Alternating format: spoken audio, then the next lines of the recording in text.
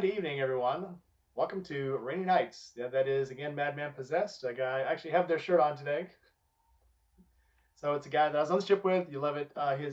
His link is down in the description below. I love it. He gives me free music, so if you got a chance, go by, listen to his music, go to his Facebook and his Instagram and give him a like.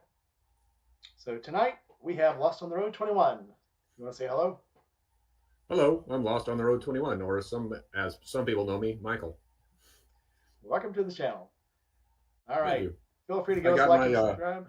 greatest T-shirt ever. The NAR. No. His isn't as good. No. I had yours on earlier, but I went roller skating, and I sweat so much. The thing is just soaked. So I had to put a different T-shirt on.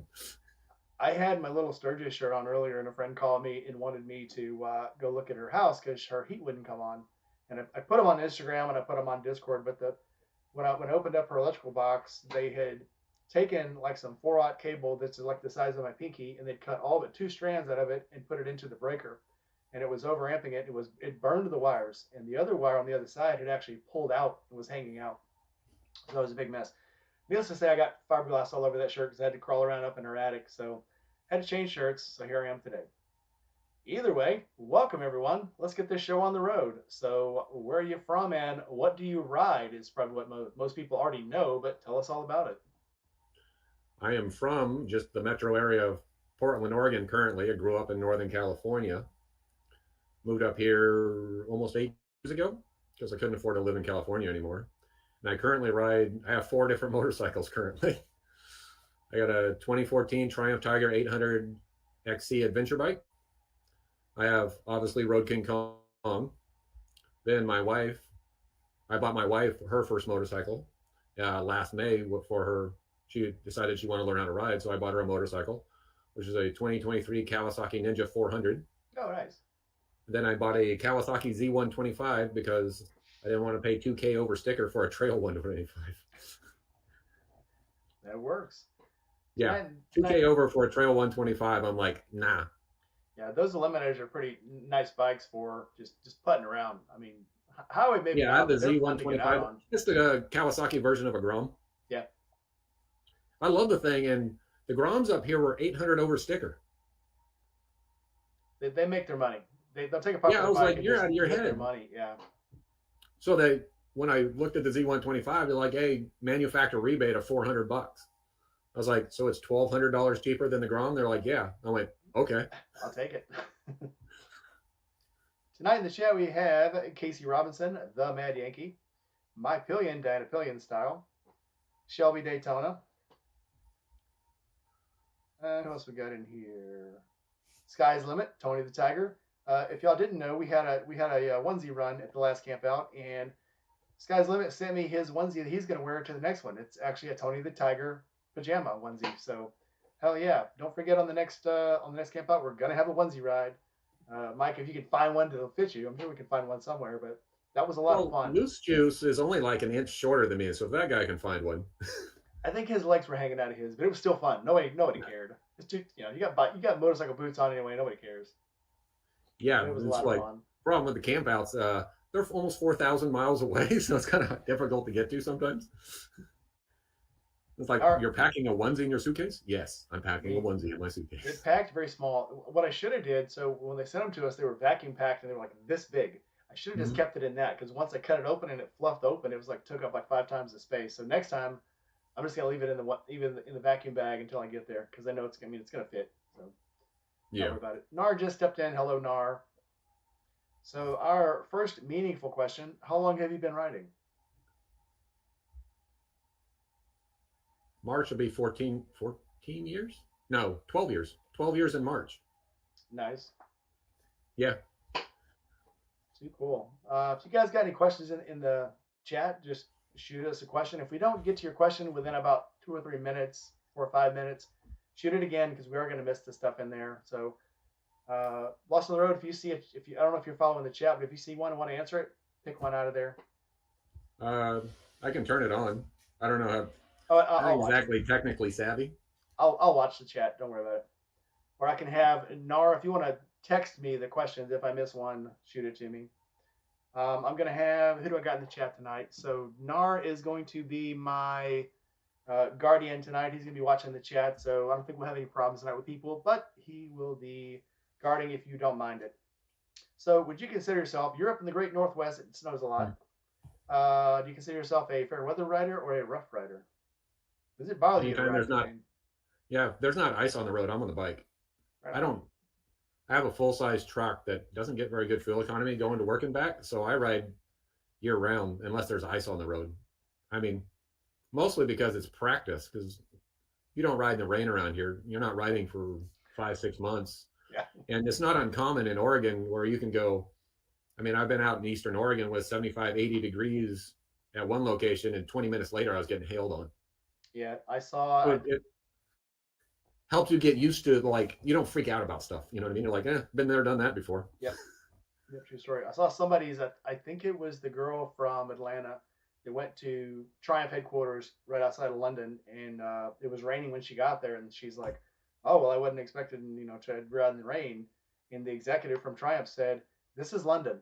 If you don't ride in the rain, you don't rain. You don't ride. So Mm-hmm. so it's recommend hard." Yeah, Okay, it's like it's just practice. I'm like my wife hasn't really done it yet, but it's like it's just practice because if you're out, I was like we came back like when we were coming back across the United States, we woke up in Amarillo, Texas, and it was sleeting. I've ridden in that before, and I'm like, I'm not freaking. My wife's like, I was like, yeah, been there, done that. It's 35 degrees. It's not icy, right? yeah, I took a friend on her first motorcycle ride here a couple weeks ago, and it was raining and like 40 degrees. And I felt a little bad about it, but I'm thinking if she enjoys this, she's set for life. She'll always, every ride from here on will be awesome for her because this just sucks today. But it was a good ride, and she loved it. She absolutely loved it. So Yeah, that was. We got really lucky when we rode back in 22. The weather, it sleeted in Amarillo, but 20 minutes later, it was like 50 degrees, and we were headed towards Carlsbad, New Mexico anyway, and it was fine. It was like 55, 60. The worst weather we had was LA. Then I'm watching people this year ride back, and it's 30 degrees, 35 degrees in Nashville, where when we went through is 65, 70. Shelby wants to know how's the 131 holding up. Uh, 33,000 miles, and only thing that's happened to it is the heat shield on the exhaust cracked in half. So it's holding up good. Yeah, that's what I mean. I had plenty of people tell me, "Oh, it's a Harley; it'll break down every 5 seconds." Oh, it's a 131 with all the catalytic converters and full emissions. It's going to blow up every 5 seconds. I was like, maybe people just need to write them more. People need to ride them consistently, and break them in right. Yeah, it's like anything. I mean, Cars the same way. I've heard my BMW. People's like, oh, it's going to cost you thousands of dollars a year to keep it up. I change oil on it. That's all I do. I don't get it out or I don't kill it. I just ride it, and I do regular maintenance, and it's running just fine. well, I think it's like most people with the 131s. They don't really tour on them. They go down to the restaurant and back. Is that motor ever really getting hot and going into cycling in? You know what I Yeah, mean? yeah, Because heating up and cold, I was like, I'll turn the thing off, turn the thing on, and go 200 miles before I stop again. And it's gonna be 700, 800 miles before I stop today. yep, yep. You got to break them in right. Nothing at random wants to know who's the coolest biker you know. I don't know. I'd have to think about that one really, really hard. Yeah, me too. It's your own fan club, Nar. Yeah, I bet that makes him happy. Yeah, the coolest. Yeah, that's the coolest. Like summer shirts on. Like that pink shirt with the black cats on it. No. It's like freaking awesome. Yep, I love the shirts we get to wear there, and everybody, of course, has their button up shirts and their t-shirts they wear because they're just too cool. Where Yeah, I else was do you get to like, go to have oh, fun like this? Yeah, yeah. He's got his cool wardrobe. Then he's got his top samurai top knot, kind of thing going on. he can't decide if he's a samurai or a Viking. I don't Uh, know. He went from a poor Honda boy, to a Harley, and I was like, I'm worried about the guy. he's got the bug for sure. But his Harley, that white Harley, I like that bike's freaking cool. Don't tell him. Don't let him know. Don't tell him. We've all been telling I him told we Skittles hate it. that too. I like the white a lot better than the black one because it's not a black bagger. Yeah, true story. True story. All right. Who inspires you to ride on days that you normally wouldn't ride? Who in the back of your head says, "Get out, do it, go ride"? Just anybody who is riding. I feel lazy if I drive my truck somewhere in the rain and I see a motorcycle going the other way, I'm like, God damn it. Mhm. Yep, I had Stop to being a ride. whiner. I Stop drove. whining. I, Go. I drove Friday because it was when I left the house. It was like 28 degrees. And it was supposed to start raining at 9 and rain all day. So I thought I'm gonna be raining in the sleet and in ice if I come home. And going home, it was only like 38 degrees, but there was no rain. And I'm like, Yep. I could have ridden this. Why the hell did I not ride? That's probably the second time in 4 or 5 months I've had to drive a car to work. But I'm like, I should have rode. I should have rode. Yeah, here I mean it rains a lot, but it doesn't really get icy and snowy much. I mean, last year we got maybe 4 inches, 5 inches, and that's pretty rare. Usually it's two or three, but it's either raining or it's cold. So when the two come together, I'm like, yeah, I'm done. Usually work will shut down anyway because nobody around here can drive in weather like that. Yeah. And it helps that I live 3 miles from work. Yeah. True story. Yep. So, hey, what's the temperature this morning? 26, 3 miles. This is 10 minutes. Yeah, not a problem. Mississippi's usually that way. If it's cold, it's not wet. If it's wet, it's not too cold. It'll Mm-hmm. get moist sometimes and cold, but you can manage that for like I said, it only takes me 25 minutes to get to work. I can manage for that long. Heated grips, heated seats, I can make it. But yeah, once Yeah, the I don't ice starts even. coming down, you got to make a hard decision. Yeah, I'll walk out in the front yard, open the garage door, walk out to the street, and put my foot against the ground. It's like, is it sparkly? Not sparkly. Let's go. But a lot of them, you watch, Josh with some less than amazing. They're not brand new bikes. He's going across country Yeah. with. When I did the cross country trip out there, I'm watching him take off on that shovel head, and I was like, "You're taking off on this?" And Road King Kong was like a year old. I'm like, "What the hell's your excuse?" And in my Yeah. head, I'm like, "What the hell's your excuse? This guy's going across country on this shovel head." He had some issues, but it's like that's what this. It's a road king. It's not a you know garage king. Yeah. When you Put it see on the road. people Go. like the one guy, so what was it, 3 or 4 campouts ago, the dude rode the Chinese 200cc all the way from North Carolina down. Yeah. We had the dude from Boston ride a trail bike. You Yeah, I know, talked to that guy a lot, and I was like, "Dude, you're hardcore." And he's like, "Oh, you rode all the way across country." And I was like, "It wasn't on a 125."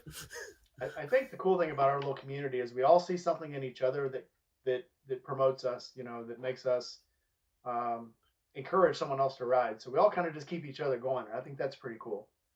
Well, I think that's one of the things. My wife went to the camp out, and she spent in 2022 about 12,000 miles on the back of Road King Kong. I think at that point she's like, you know what?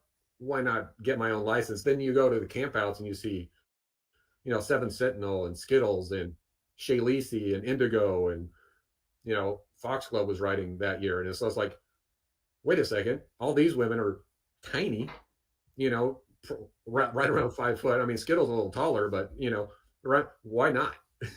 Yep. Yep. I mean, to see Indigo Moto put miles on a bike and just take off, she put some serious miles down this year.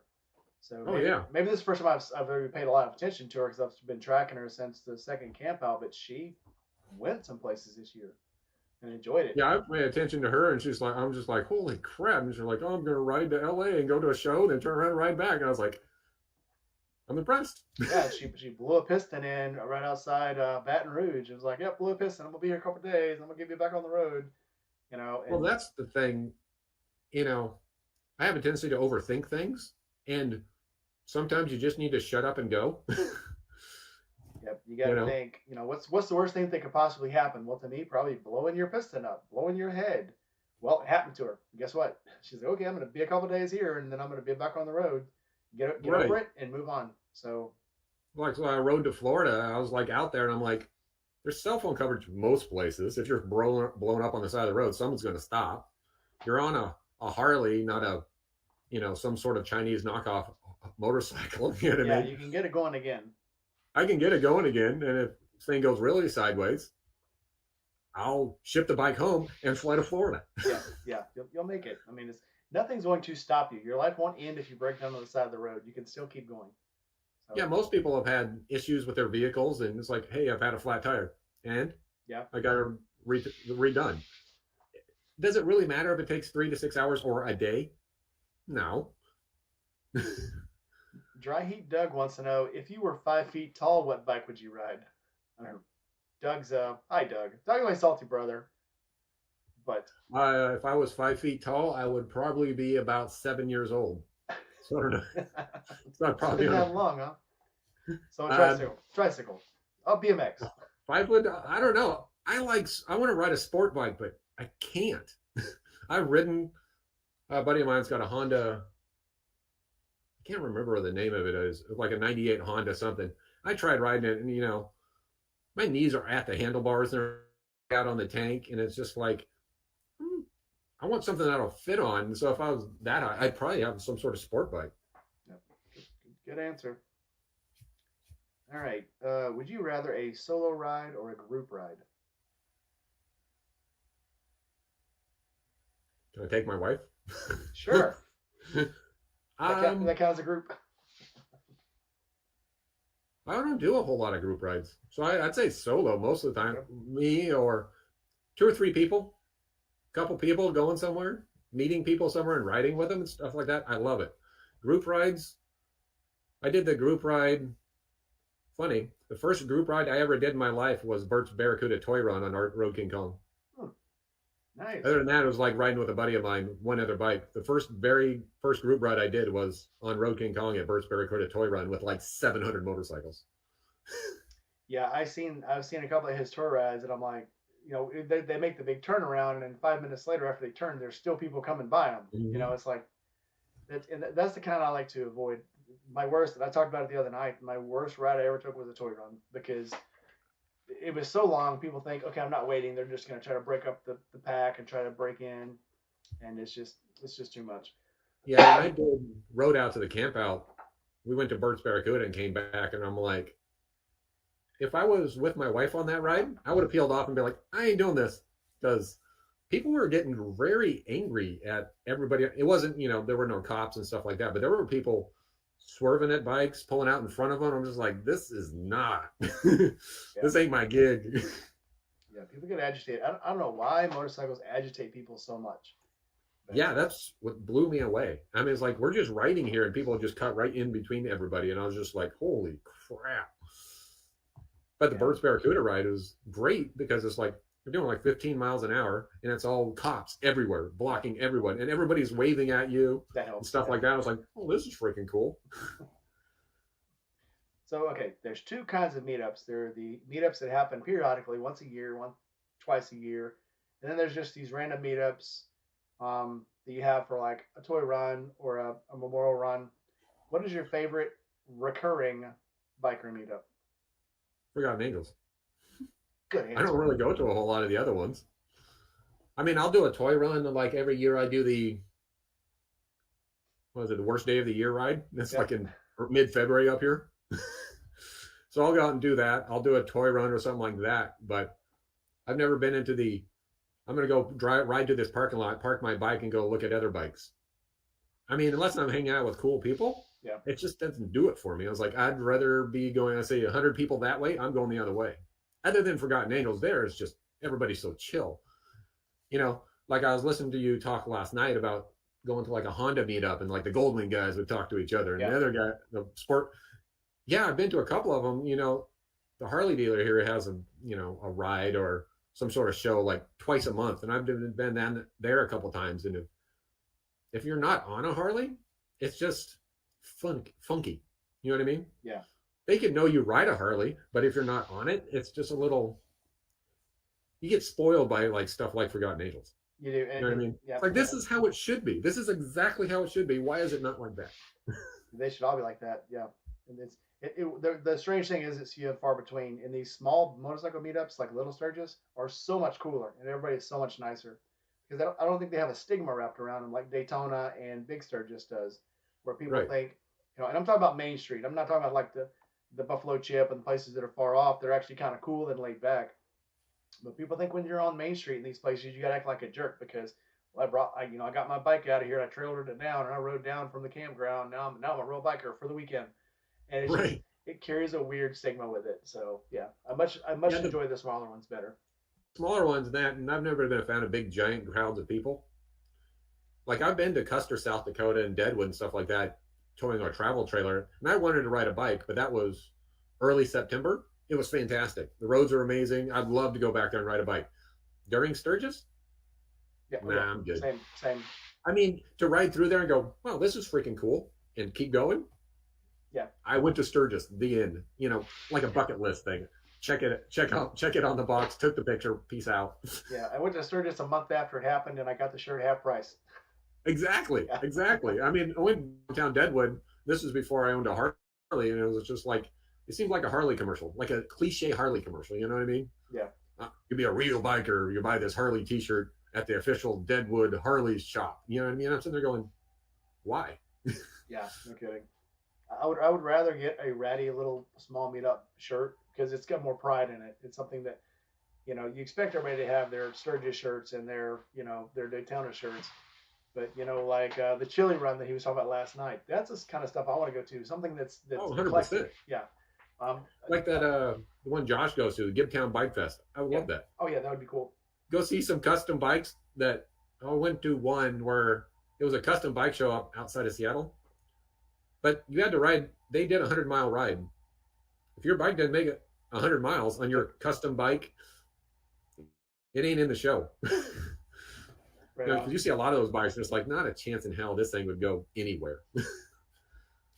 Aaron's got a question, but I've got it further down in my list, so we'll get to it later. There's a girl that I follow, R1 Liz. She lives in England, and they every once a year she goes to one called the Dragon Run, and it's the worst. Again, it's the worst day of the year. It rains the entire weekend they're there, and she's on. She used to go on R1, and now she goes on a BMW R1000. So she had this thing packed down with luggage, and she's got a tent on and everything, and that's what she goes to these muddy water meetups in. But there's bikes there that are rat bikes. There's nice bikes. There's sport bikes. There's cruiser bikes. Everything is out there, and they're all camping out in open fields in the mud. And it just seems like just a cool thing to go to because you can say I did it because it is the worst camp out of the year, and they that's what they touted at is the worst camp out you'll ever go to because it's just a shitty weekend all Well, it's weekend not a long. That would be camp out, cool.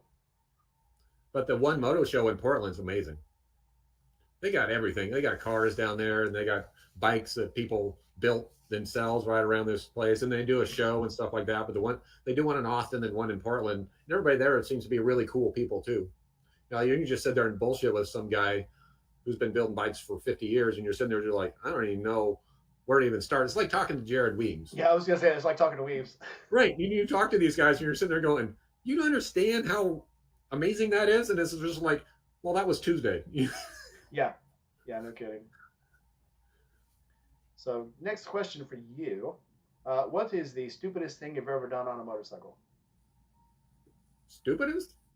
Something you did, and 5 seconds later you were like, I shouldn't have done that. Well, what if you didn't? You Whether shouldn't have done that, but you yeah, want to do it again. probably that counts. I mean, I have a friend of mine who has a 2002 Honda Super Blackbird 1100, and we were trying to find the end where that speedometer stops one day, and we ran out of straightaway before we found out where that speedometer stops. And I was north of 15 miles an hour. Let's just say 15.0, or the decimal point could be in the wrong spot on that yeah, one. He was north of 17 miles an hour, and it was still pulling. I was just like, jeez, you're on a 2-lane back road in the middle of nowhere, Oregon or Mexico, trying to yeah, do 15 to 18 miles an hour, and that thing was still pulling so hard. I was like, this is stupid. I want to do it again. yeah, yeah. I don't know if you ever saw the guys from Motorcyclist Magazine went out and tested sport touring bikes out in California somewhere. They had an open stretch of desert road, and they were trying to see Yeah. which one was the fastest. And one of them, it was going. I think it was the Kawasaki was going so fast that the side luggage ripped off. They tore the side bag off, and it was like, guys are freaking nuts. One rock in the wrong place, one divot in the road, one scorpion crossing the road, or a turtle, you're done. But Well, the but good thing that's what about carries that the bike, thrill. well, the good thing about that bike, it'll get up there right now. It's not like you're climbing to that. It's like, okay, you just went from 9 miles an hour to 15. It feels like about 4 seconds. Yeah, And then it slows right back down. But you're right. It's like you're sitting there going, that is not a good idea. God damn, that was fun. yeah. And you just start wondering when your luck's going to run out. I'm gonna one more time, one more time. And that's what we talk It's about. like, we can do it again. We can do it again. Yeah, yeah. When we talk about the bikes we want to ride one time, later, that's the cake I want to buy. I want to ride it one time because I will hold myself back the first time. The second time I will probably not hold myself back, and that's when I'll die. So Right. Right. So we'll get to Nara's question now. What is your worst memory of riding? I don't know. I mean, there's been terrible days. Like on our trip back from uh, uh, Forgotten Angels, we left Joshua Tree about 9 o'clock in the morning, and we're intended to go over and start Highway One, and because we've ridden most of Highway One and 101 with the bike, so I was like, I want to do that last section of it, and it was 45 degrees. Then we dropped down towards LA, and it was pouring so hard you couldn't see the road. And you're like, you just have to keep going. And it's like, okay, it's 11 o'clock. It's not like I can get a hotel here. Then there's LA traffic, so we had to stop a few times. It's 40, 50 mile an hour winds. We stopped at a gas station, and we were talking to a guy who had just come off of Highway 1 and says, don't go there. There's a foot and a half of water on the road, and you're doing 20 miles an hour because you can't see the road. Then we went up over the Grapevine, and it was 40 to 50 mile an hour winds at 35 degrees and pouring so hard you couldn't hardly see the road. My wife was behind me holding down my jacket because the wind was coming from about 10 o'clock and blowing up my jacket. She was holding it down, and we're just like, you know what I mean? You're like, I don't know. I got, there's nothing I can do here other than keep going. Yeah. You know what I mean? It was absolutely miserable. We had stopped, and we had people passing us and honking and giving us thumbs up, which was cool. You know, like, oh, California drivers. We saw 4 or 5 cars that had flown past us. 10 miles down the road, they'd stuffed it into the center barrier because they had hydroplaned. Yeah, that's nice. Then we get into a town called Paso Robles, and we're trying to get to Santa Cruz to see my sister. And well, I look over at my wife, and she's shivering. You know what I mean? I'm like, it's 100 miles, and it's getting dark. Yeah. It's like, it's not raining. We go inside and get some hot chocolate, and it starts pouring again. I went, you know, there are days, stop. You got to call it. Yeah. Just stop. And we did 300 miles that day, and we're miserable. You know what I mean? But we stopped in Paso Robles, got up the next morning, ready to fight the rain. And there wasn't a cloud in the sky. So some days there's like, you got to realize, just stop. It's not worth it. What am I getting out of this? You know what I mean? It still makes But, a good story. There's other days where we went from Robbinsville, North Carolina, through the tail of the dragon, across Tennessee, and ended up in Hot Springs, Arkansas at 650 miles, and got off the bike and went, yeah, that's fine. Yeah. Because the weather was good. We did 300 miles that day, and I couldn't have gone another 10 miles. You know what I mean? So it's like, sometimes you just need to stop being pigheaded and just stop. There's a hotel right there. Okay, I'm done. Went out to dinner, relaxed, texted my sister. I was like, hey, we'll be up tomorrow. The weather sucks. She's like, okay. Ended up going over to Highway 1 and riding up from Morro Bay up to Santa Cruz, which is on a day that was 65, 70 degrees, not a cloud in the sky. Yeah, so it's like, you take a negative of this is miserable to, stop being pigheaded and stupid, just stop. And the next day was one of the most amazing rides we've ever had. You gotta love it. So on the same note, what is the scariest moment you've ever had on a bike? Oh, Whiskey Taster just stepped in. Welcome, Chase.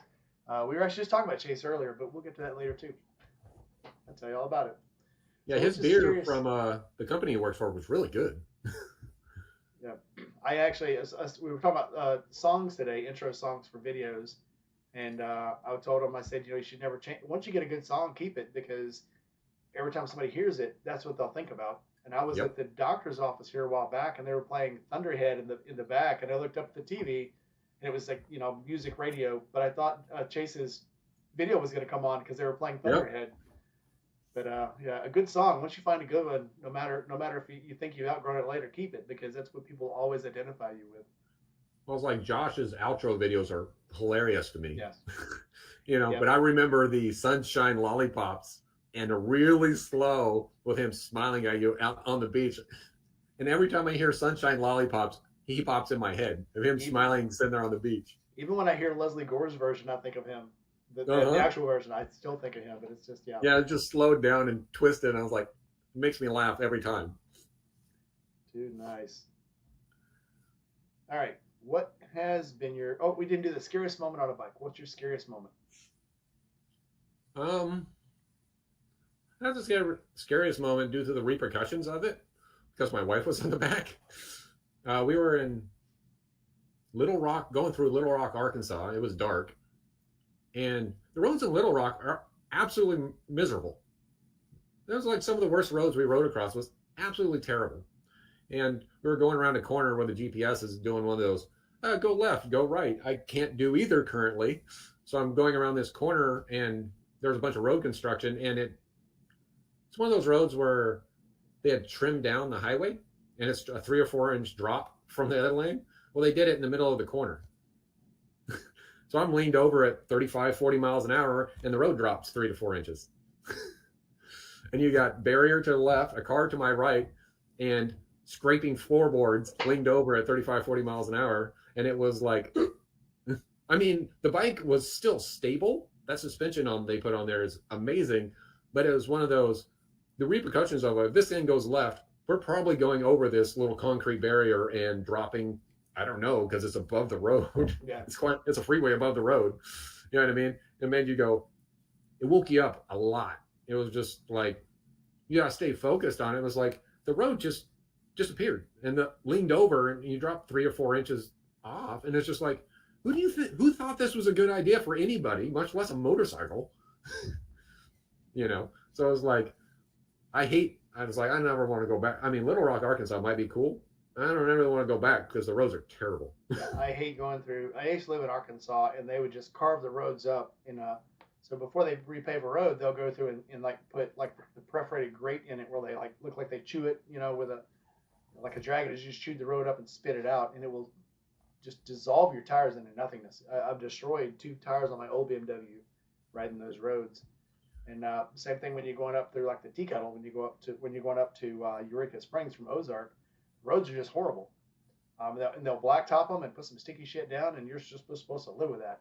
And I don't know, Arkansas. It was graded or tearing it up to put new pavement down, and it was like a 3 or 4 inch drop. When they put new pavement down, there's like a bump. Well, yeah. This was in the middle of a corner, and it was like graded.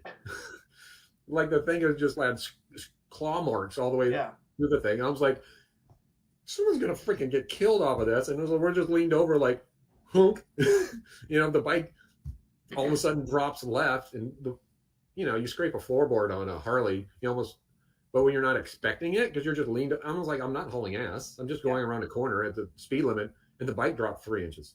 Leaned over with my wife on the back. So I was like, on there, it still sucks, but the repercussions of having your wife on the back or someone else on the back, it was like, if it was me, it's just me dying, that'd be okay. Yeah. Being responsible for another body on the bike, that takes it to another level. Absolutely. Shelby wants to know, how do you get a pair of Dad Force Ones? You can order them. They're just Nike Monarchs. That is actually a funny story, because that guy, Josh, when I first talked to him, when he told me I talked to him like 3 days later, and he was asking me about the bikes I had, and he was making fun of me because they're all dad jeans bikes. I had a Triumph Tiger, I had an SD 1300, a Kawasaki Versus 1000, and stuff like that. I was like, dude, this is what I fit on. But he's giving me crap about buying dad jeans bikes, and you got any bikes like a girl wouldn't laugh at, making fun of me for dad jeans bikes. Then like 2 videos later, he's in Southern California on a GS, telling you the virtuous nature of a BMW GS. Yeah. Then goes out and buys Gold Wings. I was like, you motherfucker. Dad jeans, huh? You think this is funny? So working for Nike, I went down and bought a pair of Monarchs, the most goofy pair of Monarchs I could find, and my wife stitched on the Shade Tree Surgeon logo, and we shipped them to him. And every time I talk to him, every time I see him in a pair of Monarchs, I laugh my ass off. But he was like, dude, these are the most comfortable shoes, because he said he has wide feet, and apparently those are a little bit wider. He loves them, absolutely loves those things. He said they're so comfortable. Then I saw a video where he had sent a pair to her 2 wheels when she had a Goldwing. Yeah. I was like, hilarious, but now the guy just loves the shoes. I'm like, that was freaking cool, but he was flipping me shit. So I was like, oh, here's your Dad Force Ones and your dad jeans bikes you're buying now. And now I'm riding a Harley and you're riding a Goldwing. I think the biggest compliment you can get from Shade Tree is for him to insult you in some way, because it's like that you're in. I hate to say it, when he's picking on you, it's because he likes you. So. Well, yeah, it's like the bike roast that he was doing. his stream where he's making fun of people's bikes. I put Yeah. my bike up there in front of the sign at Helen just to mess with him. But I don't think he got to that one. But I was like, oh yeah, I'm gonna put this bike up there, Road King Kong, in front of Helen, the Yeah, sign at Helen, because he the didn't his make it. history with Helen. I think he eventually made it on one of the bikes. It wasn't on. Obviously, it wasn't the Shovelhead. I can't remember which Now it one. wasn't well, the one he just built is the one that blew up just south of there. Yeah, I tried to find that sign, but apparently somebody took it. yeah. Oh yeah, somebody stole it. Yeah. So Raspberry Buffet broke down. The shovel, the vomit or the wasn't vomit comet then. It was Barf Party broke down. Yeah, bar party. I think he finally made it on one of Bert's bikes, one he had borrowed from Bert, maybe. But Which, if you ever get the chance, what a cool town. Helen, Yeah, loved it it. does look cool. Yeah, when him and Shay finally made it, I thought that's somewhere I'd actually want to go. I It's like an one of those small towns. absolutely beautiful town. Amazing German restaurants everywhere. I mean, we stopped at one, and we asked the lady, and it was like, "Hey, what's a good one?" She told us. Amazing German food. I mean, the people serving it to you that like cooking in the back, it was like a guy that was born and raised in Germany. You know what I mean? Hot Springs used to be like that. It was a really cool town because the Goldwing group that I rode with out of Jonesboro, Arkansas, would go to Hot Springs and Walnut Ridge, and they'd stop these towns, and there'd be little cool restaurants, little mom and pop type restaurants and cafes. And then it got way once Hot Springs caught on and people wanted to go, it got really more industrialized, and then the restaurants got really fancy, and it was more of a tourist town after that. But Yeah, we rode because we were trying to get all the national parks, and we've always wanted to go to Hot Springs, Arkansas National Park, and we went there. We were there for a couple of days. It was really cool. A lot of homeless people around, but it was really cool in the national park. And it was like, okay, went into Hot Springs, Arkansas. Where's the hot springs I can sell kid? And it's like, oh, you got to make a reservation for this and a reservation for that. And I was like, it's a yeah, it Thursday used in to not be November. like that. What the Yeah, it hell? used to not be like that. You could Finally just found go. one we could sit in the tub or something like that. But they had some good restaurants there. We liked that town. We went on a ghost tour and all that stuff. Yeah, it's still cool riding all through Arkansas and through. Mm-hmm. There's a bowl around Batesville, Arkansas, and it's basically when you're riding on those mountain sides of the mountain, you can look down into Batesville. It's very cool.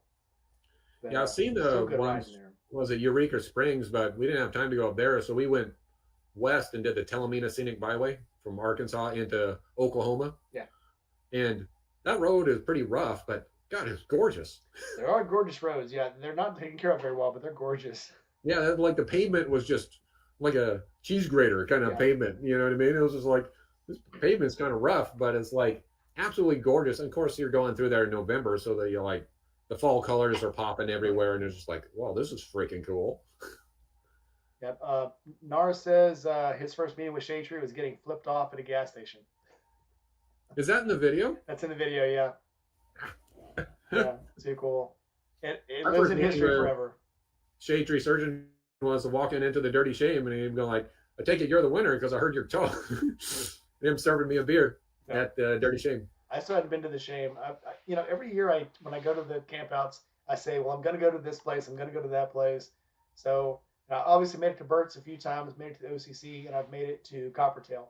Still haven't made it to Stein and Vine, still haven't made it to the Shame. But I think every time we go, everybody goes to the Shame. So I probably wouldn't even be able to get into the parking lot anyway. But Yeah, we've been to we went to Burt's. Never been to Coppertail. Went to Stein and Vine every time we've been there at least twice because the food there. I mean, it's 10 minutes away. The food's really good. we went to Coppertail. I went with Gma and with Sky, and it was awesome. The beer there was awesome. We got to buy the beer we got on draft. We got it in cans, but we had brisket, I think is what we had. Brisket tacos.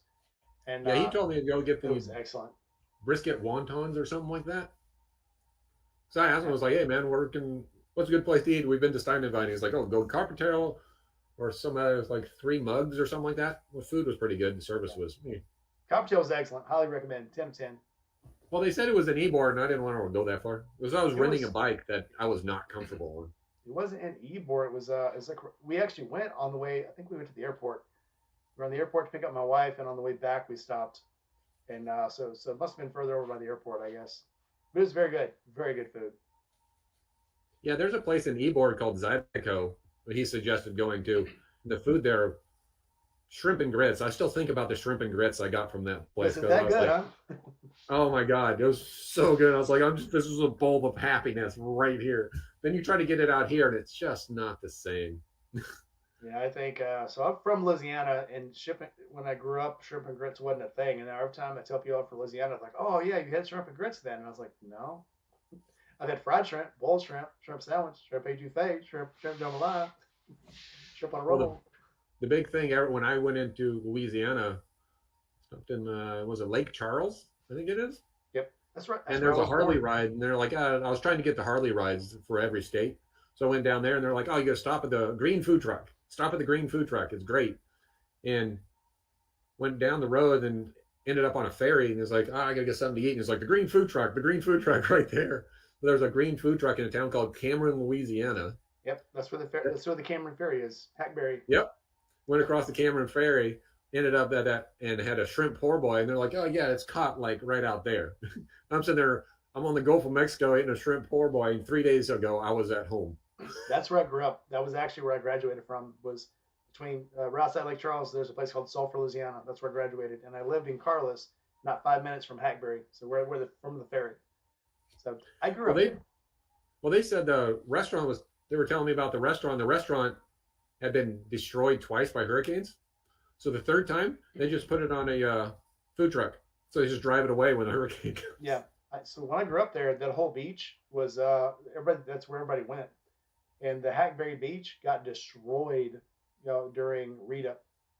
And so yeah, now if you go down into Cameron now, I'm sure you went probably in the last couple of years. All the buildings now are on stilts. The library's on Yep. stilts, town hall's on stilts. Everything is like no shit, like 10, 15 feet in the air on stilts, either on brick stilts or on poles or on telephone poles. Everything in the whole town is on poles. Yeah, I went down there and I went to the beach just to put my hands in the Gulf of Mexico because I had never seen it before, other from the Birch ride. It's like I got to touch the Gulf of Mexico. You know what I mean? Yeah. One of those bucket list items: touch the Gulf of Mexico. And I'm looking around and it's like everything is up on stilts. That's all telephone poles. And I'm just sitting there going, doesn't your insurance company go, you got to put your house on telephone poles? Yep. Isn't nature telling you to get the hell out? It's I consider that. So like in Florida, there's always hurricanes. In California, there's earthquakes, and around there's places that have volcanoes. I think when you move somewhere, you kind of sign off on. I know the danger here. I'm going to get used to it. You know, people in California are going. At least we don't have hurricanes. And the people in Florida are going. At least we don't have earthquakes. So it Well, they just don't kind of have levels earthquakes out in very the end. often. They have hurricanes a lot more often than they have earthquakes, and usually big earthquakes. Every 25, 30 years. I mean, Mount St. Helens blew up 40 some years ago. I wasn't up here at the time, but We had earthquakes in St. Louis. really, Yep. oh We're on wow. we're on the New Madrid fault. It goes all the way from actually from Jonesboro where I used to live all the way up to St. Louis where I used to live. And you would actually be laying in bed. My wife one night thought the cats were fighting on the bed, and it was an earthquake. Yeah, I was. You remember the earthquake for the World Series? I remember I've seen video of it. Yeah, I lived 50 miles from the epicenter of that. At the time, I was like 12 or something like that. And we live in a town called Stockton, California. And we're sitting at the house, and it's like, holy crap, this is just shaking out of us. And you turn on the World Series, and it's like, oh, we're doing an earthquake. And I ended up going over to the Bay Area on a trip 2 years later, and seeing the collapsed freeways and everything else was just like nuts. Yeah, that was when I think I was in high school when all that happened. And yeah, that's what I was thinking. Yeah, I'm glad I'm not in California. But again, I mean, every place has, of course, the Gulf Coast had Rita and Katrina. Yep. The West Coast or the East Coast has, all the tropical storms, and North has snowstorms, and the Midwest, up around Wisconsin, they have blizzards. So every part of the world has something. Well, they just So had a hurricane. Was it not too long ago? Went through LA and San Diego up into Nevada. really, That wasn't too long ago, maybe 6 months, less than a year ago. I think nature's getting angry. Oh, yeah, 100%. Oh yeah, up there where you are, they had Mount St. Helens. So yeah, Yeah, Mount St. Helens is an hour and a half north of me. I wasn't living up here at the time. I don't really remember it because I was like 7 or 8 years old at the time, but it was like, it's freaking cool as hell. You can go up there and be like, oh, yeah, this is still popping off and blowing 30 tons of rock out of the ground every day. You're like, holy crap. Yeah, that's Well, insane. well, you go to Yellowstone, that's a caldera. Yeah, This is an active volcano, and Yellowstone is an active volcano. yeah, it's a moving caldera, and they say Yes. in another 1,000 years it will be further east. It's still moving, so it'll be head Yeah, if towards you the go out northwest. to southeast Oregon, you can see where it was, like, I don't know, a million years ago or something like that. That's crazy. Let's see what you guys got any questions? Throw them down in the comments. Yep. Oh, in Ohio, all you have to worry about is being in a boring state. So yeah, I sorry, Nar. went to Akron, Ohio once, and I thought it was pretty. Oh, it's pretty. Don't get me wrong, but it's yeah, it's. I'm just kidding, Nar. I liked Ohio. It's just too cold up there. Doug, thanks for coming in. I'll see you next time. So, all right. So, our next question would be what's been your favorite part of writing? People, the people you meet. I mean, I have random conversations with people out in the middle of nowhere, people I've never met, especially after winning the bike. Holy crap. Yeah. That was an eye opener. Like she goes, "Yeah, welcome to your new life." I don't even know what that means. And I was like, "Well, 2 years ago, it's like I don't know if I'd ever ridden across country without that bike." Then the people I've met at Forgotten Angels and along on any trip we've done. You know what I mean? You just met these cool people, and you'll talk to a guy who's 80 years old, and you're like, "Oh, I had a Harley, and I rode that thing all over the place." And I was like, "Yeah, we just came from here and here," and it's like, "Oh, thank God!" I love it when people, random conversations in Yeah. a restaurant or just standing there next to the bike, and someone will come up and they're like, "Oh, I had this bike, and oh, I'd love to get out and do that." And I was like, "Why don't you?" You know what I mean? But it's the people, and I have noticed like I'm trying to get better at being in the moment, and a motorcycle is the most in the moment thing you can do. Yeah. You know what I mean? Because you would go to a lot of live music concerts, and you look around, and it's all cell phones that pointed at the stage. It's like, are you really paying attention to what's going on, or are you trying to video this or something like that? It's like you're not in that moment. In a motorcycle, you are in that moment, and that feeling Yeah. is absolutely amazing. It's like I can smell the tree. Yeah. You know what I mean? I know there's a cow pasture around here somewhere because I can smell it. The temperature is affecting me personally, not coddled up in a where you can, your brain's going 100 miles an hour in every different direction. You ride the bike and stuff like that, and you're right now, right here. And if you're not, you're gonna have a bad. You can very well Yeah. have a bad day. It's a forced experience, is what I like to Right, say.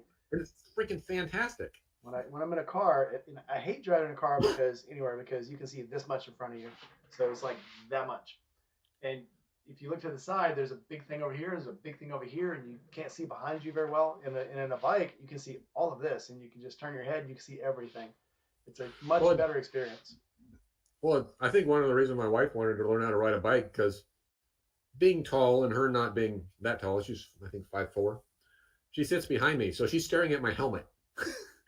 So her options are to stare at my helmet, look to the right, look to the left to actually see the road and see what's going on. You know what I mean? Because she's staring at the back of my helmet the whole time. She's like, "Hey, I think it'd be funner if I was up there so I could see everything and not just have a third of my view blocked by this guy's helmet."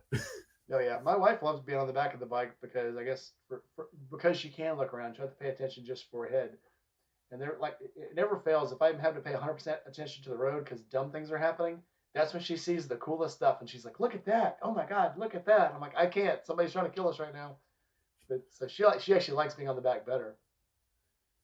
Well, it's like sometimes you get tunnel vision. Like we were in somewhere in Utah, and she tapped me on the shoulder. It's like, "You see that deer?" I went, "Nope." Oh, I was looking where the road was and this, and apparently there was a deer standing literally right on the side of the road, oh 3 feet from the bike. yeah, it I never never saw it fails. because I was looking at the car coming this way and the car coming this way and blah blah blah blah blah.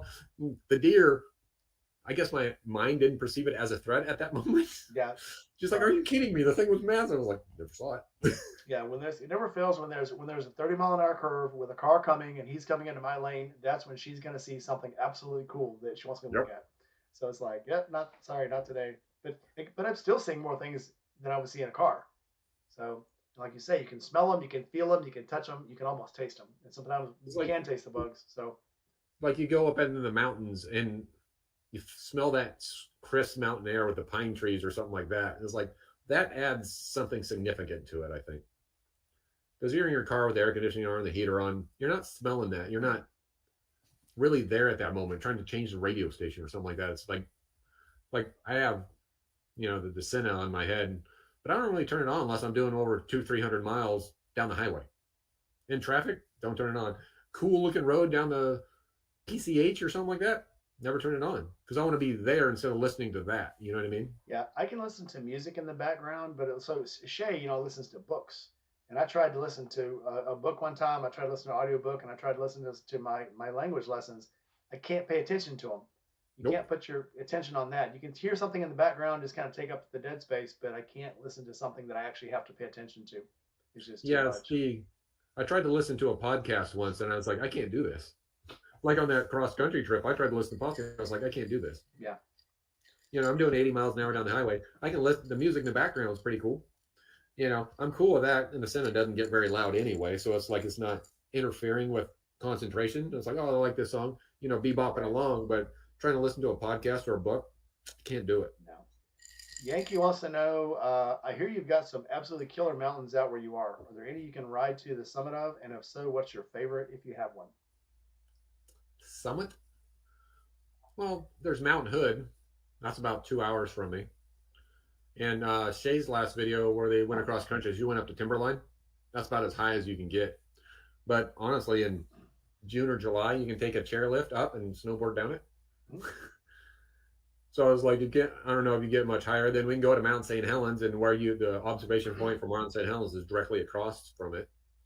Mount Rainier is the same thing. You can go directly across from it, but it's not. There's no there's mountain passes, but it's like you're 1,000 feet below the summit kind of thing. Right on. But I mean, there's so Still much cool. cool riding around here. It's a shame that part of the year it's like you almost get landlocked because we're at I'm at 500 feet of elevation. And everywhere if I go south 2 hours, I'm in a mountain pass at 20 degrees. If I go north, east, west, almost anywhere I go more than 2 hours, I'm in a mountain pass or something.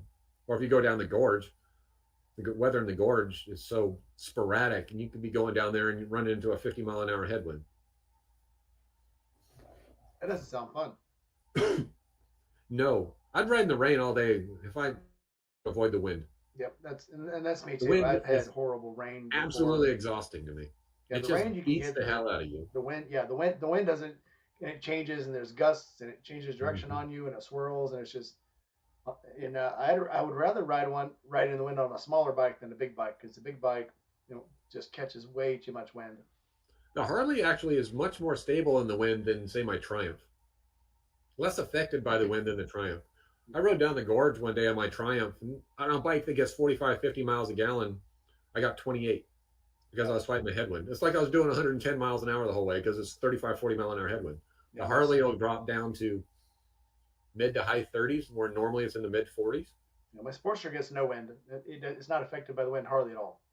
Really? Yep. So, but I've got a small front little fairing on it, and it's got holes. The wind can blow right through it and under it. The BMW, it's about 5 inches off the ground, and there's nowhere for the wind to blow through. So you're catching it like a sailboat. Where'd you go? Oh, I'm here. You just froze for a second. It said having something popped up on top, and it said having something. Oh, okay. Let's see. Well, I figured the BMW, being on the Autobahn, it'd be more slick and be through the wind like a knife kind of thing. Unless it's coming from the side, then you're screwed. Yeah, through the wind, it's fine. You can raise and lower the windshield. It's electronic, but coming from the side, no. Yeah, GMA says if Pacific Northwest people don't ride in the rain, we don't ride. True story.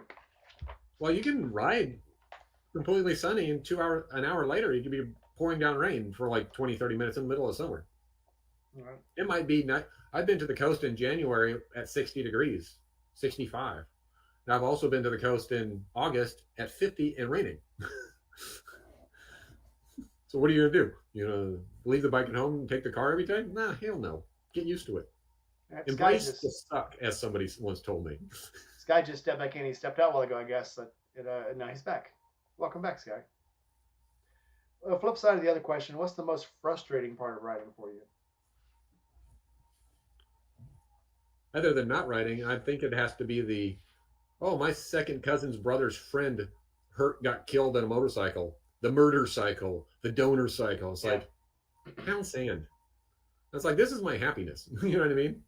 I was like, I remember watching at the camp out, Danny Amadeus did a fantastic poem on all you want to talk about is the people want to talk about is I know someone who died on a motorcycle, lost a limb on a motorcycle, you know, permanently, left their family. What how inconsiderate. I was like, I also know a lot of people, some of them ex-military, some of that claim a motor are using a motorcycle as mental therapy. Yep. I'm one of This them. is like they count their motorcycle as the thing that's keeping them alive. It's like I can be drugged up to help with their mental health, or I can hop on that bike, do 150 miles, and I'm good. And I can be there. Their mental health is greatly improved by riding that motorcycle, and I think that gets a lot thrown to the wayside. Like people don't pay attention to that, and it's like who gives people a ride? It's like, hey, mountain climbers, I know a second cousin friend that died on a mountain. Mountains should be banned. Mountain climbing should be banned or something like that. It's like only like motorcycling. It seems specifically. Does it seem like that's a okay conversation to have with someone you don't even know? Yeah, it's something that's close enough for people to see, but they don't understand it if they don't do it. So it's more, I guess, it's visible to people, but they still don't do it. Then you can pick on it. Nobody's going to see a mountain climber on the side of the road, so it's not fresh in their mind to Right, talk right. about. The But motorcycle's not in front of them. yeah, The mountain climber's not walking down the road in front of them, or you know, fell over on the side, and you have to try to help them out or something like that. But it's just some people at work, I want to tell them to pound sand. It's kind of hard to do that. And I was like, well, thanks for the encouragement. yeah. I don't know why motorcycles piss people off, but it's it just does. I don't know why. You always Yeah, notice that like didn't get me oh either.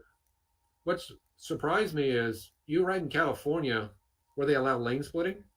99.9% of the people in California will move out of the way for you when you're riding in California and you're lane splitting. I've been on single lane, just little tiny 2-lane roads in California. And if it's a California plate, they'll move over at the nearest convenience to let the motorcycle go.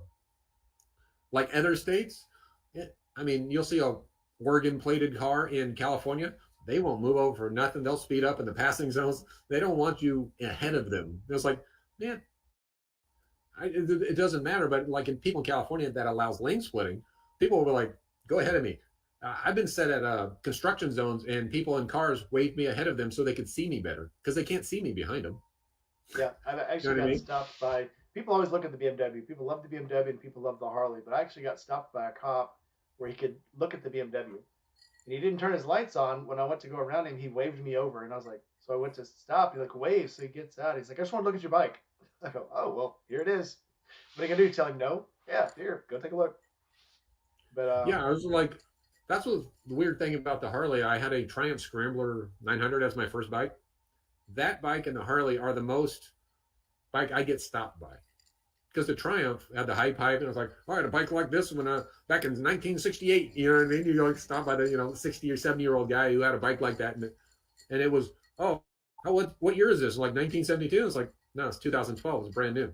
Has fuel injection that looks like carburetors. yeah, They love the thing, but it's like now the Harley will get that from a lot of Harley people.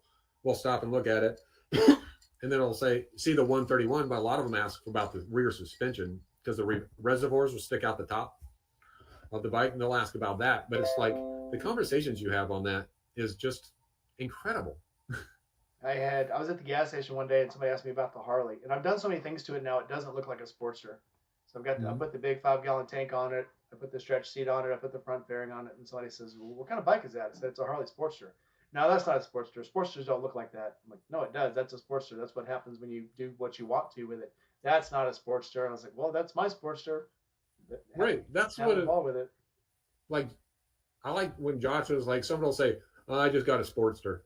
Dude, it's a motorcycle. It's freaking cool. And it's not a Sportster. You know what I mean? That is you can hold on to a Sportster or something like that for a long time. I've Yep. been riding for 12 years, ridden super powerful bikes, and bought a Z125 because it makes me laugh. Yep. I There's like, something about a slow bike fast. That bike, I pinned it and topped out. I got it to 45. I ducked down onto the tank and went up to 52.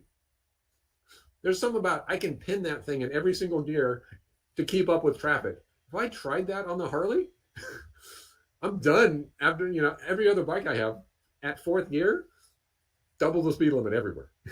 Yeah. Every bike I've had, I've liked for a different reason. And then they haven't all been performance. They haven't all been really good looking. They haven't all been very nimble, but I've loved them all for a different reason. That's the thing about when I look at a bike, I was like, I want to, does it make you laugh? Does it make you, when you get off the thing, you go, holy crap, that's goofy. Mm-hmm. My Triumph, I just love the Triumph, the triple cylinder engine. The thing's amazing. That I can be on a Forest Service road in 20 minutes from my house and ride that all the way to the coast.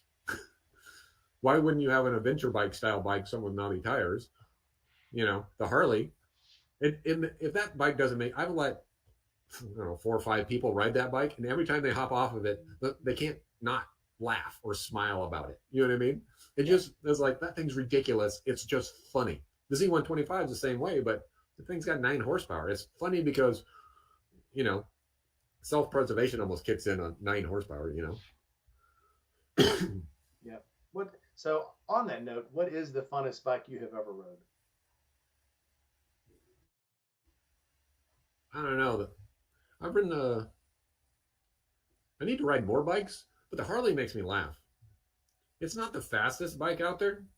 Like my buddy's got a bunch of Hondas, that Blackbird and stuff like that. That Blackbird runs circles around this bike, but I'm laughing harder than he is. You know what I mean? Yeah. The Z125 is fun to ride. And I rode a KTM 690 Enduro R. It vibrated the living crap out of me, but I was laughing. It's just like, there's got to be something about it that makes you go, what the hell, man? Yeah. I had the Honda SD 1300. Fantastic bike. Boring. You want to ride 300 miles, 2 up comfortably? Fantastic. Boring. But it was boring. You know what I mean? It's like, it wasn't an appliance bike. And I was like, I bought the bike because my wife wanted to go for a ride with me, and the Triumph, the suspension is so soft on the thing. So it was fantastic for that, but it's boring. You know what I mean? Yeah. It's the dad jeans bikes that Josh was talking about. Yeah. For getting you somewhere, it does its job, but does it give you a feeling like of accomplishment? Like Gma says, if you don't break out in a smile when you get off of your bike, you're doing something wrong.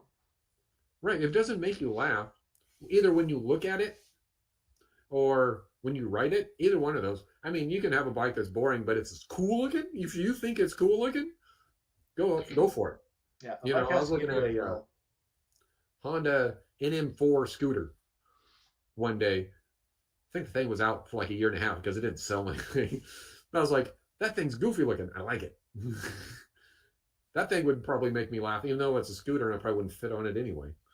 Yeah, there's things I look at bikes and I go, oh my god, that thing's ugly as shit, but I want to ride it just once. I want to just like, I've been looking at a Yamaha MT10. That's a naked bike by Yamaha. It's an R1 naked bike. The thing looks like Johnny Five from the movie. And I freaking, it looks like a Transformer. Yeah, it's freaking cool. It reminds me of Johnny Five from that, what was that, Short Circuit? Yeah. 80s, early 90s. Freaking love it. Everybody else freaking hates it. Do not disassemble. Most people hate it. I think it's freaking cool, and I love it. Yeah, BMW has a electric bike now, and it's called the C4, and it looks like a shoebox somebody put wheels on and stuck a handlebar in. And it's the ugliest damn thing, but I keep looking at it and I see it and I go, I want to ride it just one time. Just one time. Because they said the performance on it is outstanding. It just looks fucking stupid. But I still want to ride it. That's when the sport bikes came out for BMW and they had the lopsided headlight. Yeah. I loved it.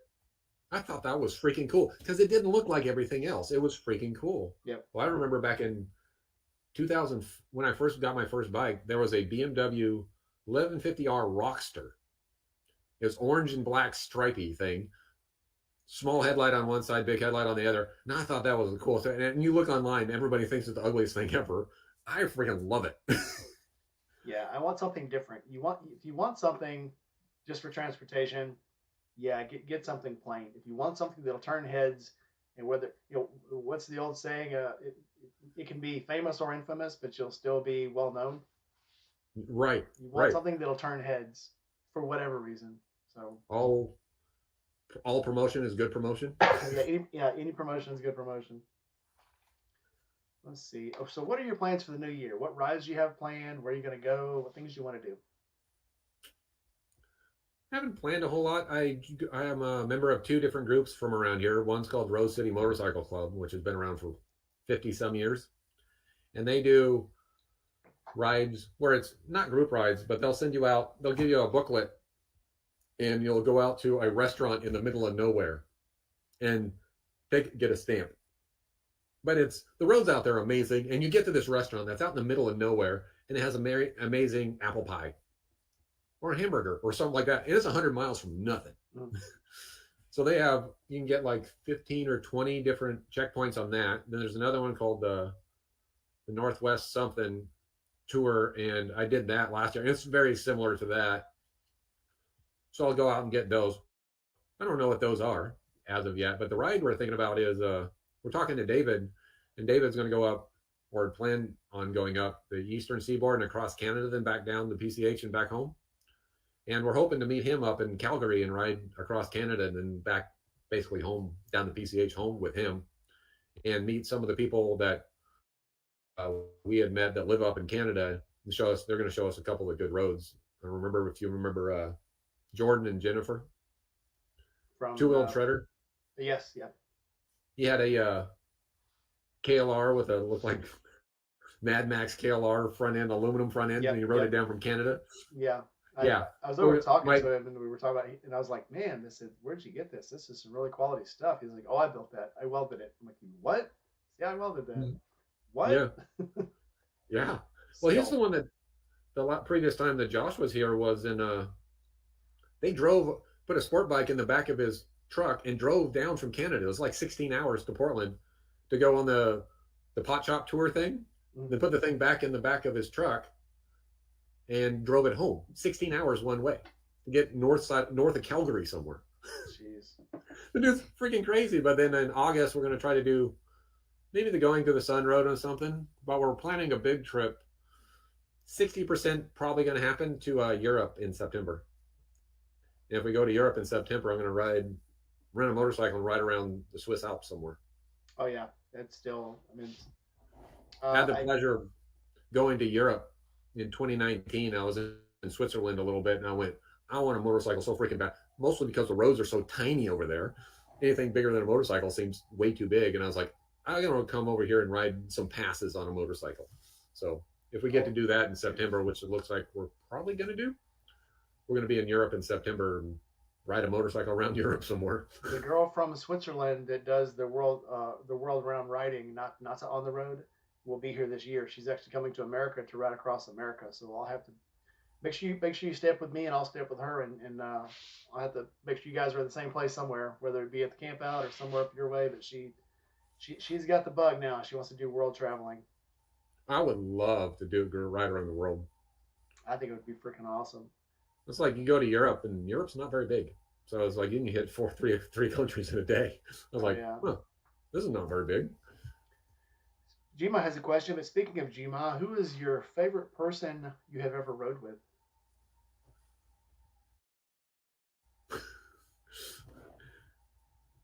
Does that count? What? My wife. Oh, you died out for a second. Yeah, your wife's fine. Yeah. Actually, we met up with Desiree in Cody, Wyoming in August, and she showed us Chief Joseph Highway, Beartooth Pass, and we went through part of Yellowstone with her, and she's freaking awesome. We hung out with her for like 3 days. But I'll ride with anyone. It's like, as long as it's not a large group ride, but, Josh is fun, and friends of mine are fun, but riding with my wife is probably my favorite, but I'll meet up with anyone and go riding. Yeah. And Desiree's like, hey, you want to meet out here? And we were going up through Colorado at the time, and I'm like, well, hell, we can go up to Cody instead of going across Utah. We can go back up to Cody, Wyoming, meet you up there. She's like, okay.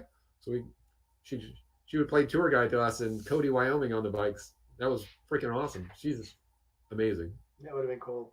I say that question came because Gma is probably the only person I've ever ridden with that I didn't have to worry about losing when I was riding with him. She's a hot rod. She's an animal. We actually lost Tony because or Sky's Limit. we went to pick up my wife, and I told her to go ahead and lead all the way back, and she just took off, and I'm like, hell yeah, and I took off with her, and then I was like, where's Sky? We had totally lost him. But yeah, she's fun to ride with. If you ever get a chance to ride with the GMOP, Well, ride with she the only GMOP. lives like 2 hours north of me. Yeah, take off with her. You will have fun. I promise you. Well, I don't know if my wife would be on want to be on the back for that. Oh sure she will. No problem. But I've been Jima's question was, you going to do a tour group or are you going by yourself?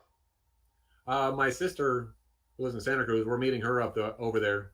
Okay. Gonna be in probably fly into Germany or Switzerland and hang out in Switzerland for a couple weeks. Go into France, Germany, Amsterdam, maybe Austria. But we're not doing a tour group. It'd be like, huh, we got a couple days, 3 days here at this location. I'm going to rent a motorcycle and hop on it and go check out these passes, kind of thing. Yeah, The two tour good. groups are cool, but holy crap, they're expensive. But we're meeting my sister over there, so it's like, huh, we're here. We're here for 4 or 5 days at one location. I'm going to rent a bike and go play around a bit Yeah, because Goon, Switzerland is mind blowing. Goon says, excuse me, like he want. Yeah, Goon in the mountains. Yeah, they only wanted to go fast on the curves and they couldn't see. But yeah, they didn't want to go. Never mind. Anyway, yes, Goon. Yes, we will go riding somewhere where we can actually ride and not have to worry about falling off the road. So yeah, in my defense, I had someone on the back and had a heavy motorcycle trying to go through curves. So yeah, give me when I don't Uh, have someone on the back and we'll talk. well, the problem with the Rev King or Harley in general is floorboards. Yeah, You're leaned over, whether I have someone on the back or not, I'll hit the floorboards pretty quick. yeah. And when you do that, you usually don't know you're doing it. It kind of sends the.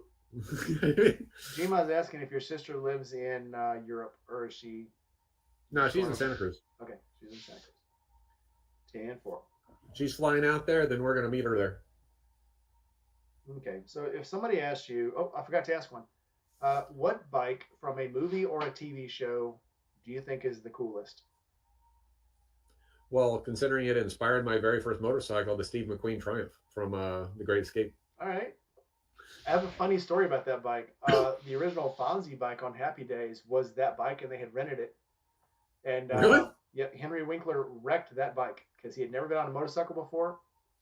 And they tried to put him on a Harley, and he couldn't reach the ground. Oh, So wow. the original bike they had was a Harley from another show. It was from a rental, vehicle agency, and he couldn't reach the ground. So they went and got that Triumph, and they're like, "This is the Steve McQueen bike. Don't mess it up. Try not to do anything to it." Well, he had never rode a motorcycle before, and he popped the clutch and he crashed into the camera cart with the motorcycle. And everybody started running over, and he's laying under the bike, and all they were worried about was the bike. They weren't worried about him. They got the bike Oh, yeah. up, they got the kickstand down, and straightened it up, and then they picked him up. He tells a very funny story about it. I'll see if I can find it sometime, and I'll share it on Instagram or something. But That's, yeah, yeah, they that care less I about him. loved. I liked the Steve McQueen movies. They were really good. And I love that. The Great Escape movie is one of my favorite movies of all time. Then it has that triumph. So when I first, you had a problem with what they call information stagnation. Yeah, On my first bike, I got my license like end of 2011 and bought my bike in March because I was like, well, that one's got more horsepower. That one's lighter weight. This one's got better fuel economy. And that one's got a bigger gas tank. And just doing this spinning thing. And we went down to the Triumph dealer one day. And the people that owned the Triumph dealer were like, your lost aunt and uncle kind of thing. You know what I yeah, mean? Like you want to talk mom and pop shop, not very big. And and my wife was like, "Oh, you should get this one. This one's cool looking." I turned around, and there was a Triumph Scrambler 900 with the high pipe and everything. I went, "Yes, I'm buying that today." I was done. I was like, flashbacks of the Great Escape and the jump and all that stuff. Boom, right there. And I was like, bought it right off the showroom floor. And I was like, love that bike for 2 years. Then I got the Tiger. yeah. Steve McQueen, he's got a lot of funny stories too. You've probably already saw on Any Sunday Yep. where he would go into these bike races under assumed names and Yeah. wear a face mask where no one would recognize him, just where he could race because due to his movie contracts, he wasn't supposed to be on a Yep. motorcycle. He would cover his face, go under an assumed name, and go out and race these Baja, these 200, 500 mile across the desert races. freaking insane. But that dude was a motorcycle head. That was that Yeah, was the guy you'd want to ride with. Absolutely. yeah. That, and look at Le Mans. How great that movie is. The way they did it and stuff like that. And those cars from the '70s is my favorite area of like Le Mans cars. Yeah. Very cool. On that same note, what person, past, present, would you like to ride motorcycles with? Probably Steve McQueen. Steve I like McQueen? Keanu Reeves because he's current and that guy just seems freaking cool. Yeah. But I'd like to go for a ride with Steve McQueen. I don't think I could keep up, but I just think it'd be fun. You know what I mean? I think Yeah. it'd be a fun ride. Go ride with Steve McQueen. Yeah. I would say Keanu, not because I don't think he would ride fast, but I think he would love the thrill of the ride, not because he wants to go out there and ride fast, but because he would like to go places and see cool stuff. And I've seen people say you can see him riding all over LA, all the way up through the Pacific Coast Highway. He just gets out and rides. Well, that's if you meet the guy, be like, hey, I got a cool looking Harley. Can I ride your, was it Arch motorcycle? Yeah. Your $100,000 motorcycle? It seems like a guy that if you knew him, you'd be like, yeah, whatever. Yeah. He's like, oh yeah, cool. Check this out. Oh, look at this. He does seem Yeah, like I the would very like to coolest sit guy. there and talk to the guy about motorcycles one day because you hear a lot of the videos and it's like when I don't ride a motorcycle, I feel physically. Yeah, I get Yep. that. Yep. I He get gets it. it up here. You know what I mean? At a level that people who ride get it. You know what Yeah. I mean? Yeah. So it's like that guy seems really alive. Keanu Reeves passed away. Would be Steve McQueen. Okay. Fair answers. Two good answers. All right. If you could go anywhere on a motorcycle today and start anywhere and end anywhere to ride, where would it be? I'd go around the world. There you go. Start anywhere and end the same place. Right. I mean, I one of the movies that got me really interested in writing was it Around the World? Long way around.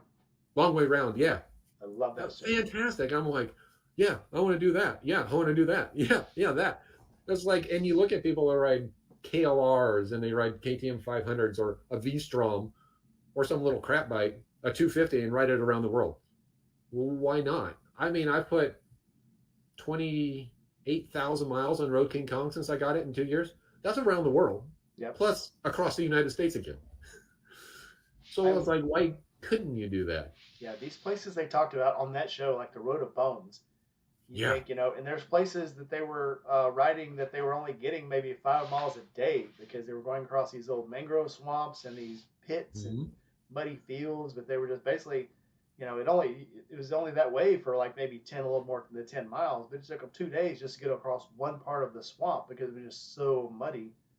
But that's an Yeah, adventure. That's a story to tell. I mean, you look at Traveling Chopper. The guy Traveling Chopper. I mean, that thing's all raked out. That guy's been around, rode that thing around the world. Why couldn't you ride your BMW or Yeah, anybody's whatever they have? You can ride that bike around the world. you got to You find can, good roads. You got to yeah. find the right roads, but you can make it. Yeah, I I mean would want to that do would it be on the a thing. GS. Ground clearance on the Road King or something like that, or your BMW would be Yeah, I'd because have to I've do it had on that bike. GS or one of the Moto Guzzi. The Moto Guzzi, the V85 is what I'm looking at, and I've heard people say great things. I've heard people say not so great things, but I think it's a great all around bike. I thought the bike was awesome when I test rode it, and the upgraded version, the TT Sport or the TT Yeah, Adventure, I think would even be any better. So yeah, I would I definitely like want to it, do it. but it's heavy. Oh, you do?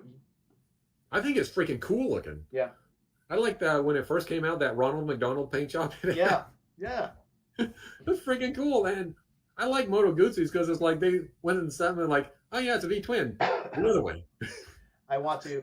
The funny thing, so Honda made an opposed V like that in the '80s, and they actually got sued for it. It was the original. Well, we've all seen it on Josh's channel. The Mhm. GL 500 and the GL 650. I had the GL 650, and that bike was awesome. It was an awesome ride, and I got it right after I totaled my BMW, and then once I moved up to the Sabre, I sold it. But that's one of the bikes that I wish probably would have kept because it was a smaller bike. It would actually drive me and my wife both around. It was an awesome, awesome bike. It had plenty of power. It was fun to ride, and it was so nimble, and it was just a great bike. But Well, as someone who has four bikes, you could get a third. or I fourth. am telling GL 650 and a Moto Guzzi V85 would look awfully good in your garage next to your well, Beamer and your Sportster. I have been looking at again. I just wanted my next one's going to be a adventure bike, and I was looking at the KLR. I was looking at Suzuki's 650, and then I started looking at the Moto Guzzi. I've also looked at the Royal Enfields, the new the Scrams. But Oh, so the now, Scrambler but or the Himalayan, well, the now they have the new 450. Himalayan. Yeah, now they have the Yeah. new Himalayan. So it's like there's going to be a different. I'm always going to have two bikes that I can do different things on. One for fun, one for travel. And if I had one for getting off road, that would be even better. But the wife's got to sign off on that. But there have been times I've had three motorcycles in the garage, but they're all different purposes. So I saw Paco Pete suggest an 800 GS, but I think he's biased. probably I think I, he's a I, little biased. I love GS. I love the GSs. There was Well, a I actually almost bought the 800 GS instead of the Triumph Tiger, but I rode it and I loved the motor in the Triumph better than the 800 GS. Off road, the BMW might have been better, but the motor in the Triumph, because I was like learning how to ride and I'm still 90/10 on road to off road, and it's Forest Service roads, you know what I mean? yeah So, it's better off road. That don't mean nothing to me at that point. And I love the motor, that Triumph triple motor. It's just amazing. yeah, and you got to get what you want. I mean, it can be the most perfect bike in the world for someone else. That doesn't Mm-hmm. mean it's a perfect bike for you. You've got to get something that you love. And it may be Yeah. something goofy to everybody else, but that's got to be the bike that you want. So that's what matters. Well, you hear some negative things against the Moto Guzzi. Oh, it's heavy. Yeah, but dude, we're not running the car. Yeah, yeah. Josh didn't like it, but I mean, like, the more he talked about it, and the things he talked about it, the things he hated about it, are the things I liked about it. Right. Smooth Right. motor. It didn't get crazy on him. I was like, well, cool. That's what you want when you're going to be on a bike for 5, 6 weeks. That's you want a smooth running motor. But I mean, Yeah, if you're different riding a, different strokes. if you take off from your house and go to Alaska, you'd want that. Yeah, you don't want one that's going to shake you apart after. Yeah, you can be on a shaky bike, like the Sportster. The Sportster's good for a day trip, riding all day or something. That's not a bike you'd want to ride for, or I wouldn't for 2 or 3 weeks at a time. But I've seen people say, yeah, I rode my Sportster all across America. I've been on it for 3 or 4 months and it was awesome. To them, that was the bike that they wanted to do that on, But for, again, it's a personal choice. You'll never have a bike that's perfect to you that will be perfect for everybody. You just got to get to what you like and go with it. Well, I think a lot of problems, like I was running into previously, was the bike you have is the perfect bike. Yes. You know what I mean? For Like I now. was talking to someone about going up to Dead Horse, Alaska, riding up to Alaska. What would you do that on? The Road King. Yeah. You wouldn't do it on your adventure bike? Why? Why just do it on the Road King? I know people have ridden the Harleys up to, that road up to Dead Horse, Alaska, to the bay, and on Gold Wings and freaking Harleys and everything else. You don't need the bike you have is the perfect bike. Whatever you got in your garage, you can do it on that bike. I was talking to a guy at the One Moto show that rode a Grom from Portland to Dead Horse, Alaska on a Grom. I was like, how the hell did you stay off the highway was the biggest question I had, because that thing will do 50 miles an hour, Yeah. Yeah. Again, the guys from Motorcycle Magazine took I think it was a Trail 80, and they redid the Dumb and Dumber trip Yeah, on the yeah. little scooter. And Well, they did that. The Revzilla guys did a Trail 125 and a Trail 90 up the Alcan Highway, the Dead Horse. I did see that. One of them was a newer one, and one was the older one. But you know what? Right. That's what makes the trip. Doing something crazy and fun that you're gonna remember. The hardships, I think, is if you could just get on something like you were talking about, the 1300. If you can just get on something and ride it and have no problems and get off of it, 2 weeks later, you've built you've seen some things, but what kind of memories have you made? What are you going to tell your kids about when you're on a show and they say, what was the worst thing ever happened to you on a motorcycle? You'll have nothing to say. Nothing. I got on it. I had gas. Gas was $6 an hour, $6 a gallon. Someplace I stopped, that was the worst thing about it. But if you could say, yeah, dude, I had a blowout in the middle of this town that had, one gas station, and I had to wait all night for the guy to get there the next morning, and the guy's name was Bubba, and I got to meet Bubba's whole family, and he tried to give me a kitten. That's a story. That's a story to tell. Which didn't actually happen. Hey there, dog. What's your dog's name? Super Grover. Super. Oh, I love it. Yeah, he had an Instagram before I did. Whoa. Very cool. So if you look up Super Grover the Boxer on Instagram, this is him. Very cool. Very cool. Yeah, you guys have got any questions? We're running down to our last. We got 5 more questions. I might make some up. Who knows? But put your questions in the comments, and we will get to them. All right. My next question for you is: have you inspired anyone to ride or wrench on their own motorcycle? A wrench, I've talked to a couple people that was like the Harley dealer, and they wanted $150 to change a rear tire. So I was like, what? I was like, I have a lift at home. So they borrowed my lift and looked up a YouTube video and did their own tire and took it down to Cycle Gear. And it was $25 to have Cycle Gear swap out the tire, and it was 150 at the dealer. Yeah. Oh yeah. So a couple of people have done that. I bought the motorcycle lift so I could do that because it was they wanted $900 for a set of tires and to swap them out. And then I was looking at their tire prices, and they were charging me $100 over what they were charging. Then I've started working on my bikes, and I think I've talked to a couple of people. I was like, oh, I got to ride. Like this past year, I ride all the time. There's my wife, a coworker, and another lady all got their licenses and got motorcycles in like March, April, May this year. Excellent. I think my wife was like, I'm tired of sitting on the back of yours. Mind you, she'll still on the back. When we went out through Utah and Colorado, she was on the back because wasn't ready to go 400-mile days on a Ninja 400 Yeah. through Utah, through Salt Lake City, much less, or Denver.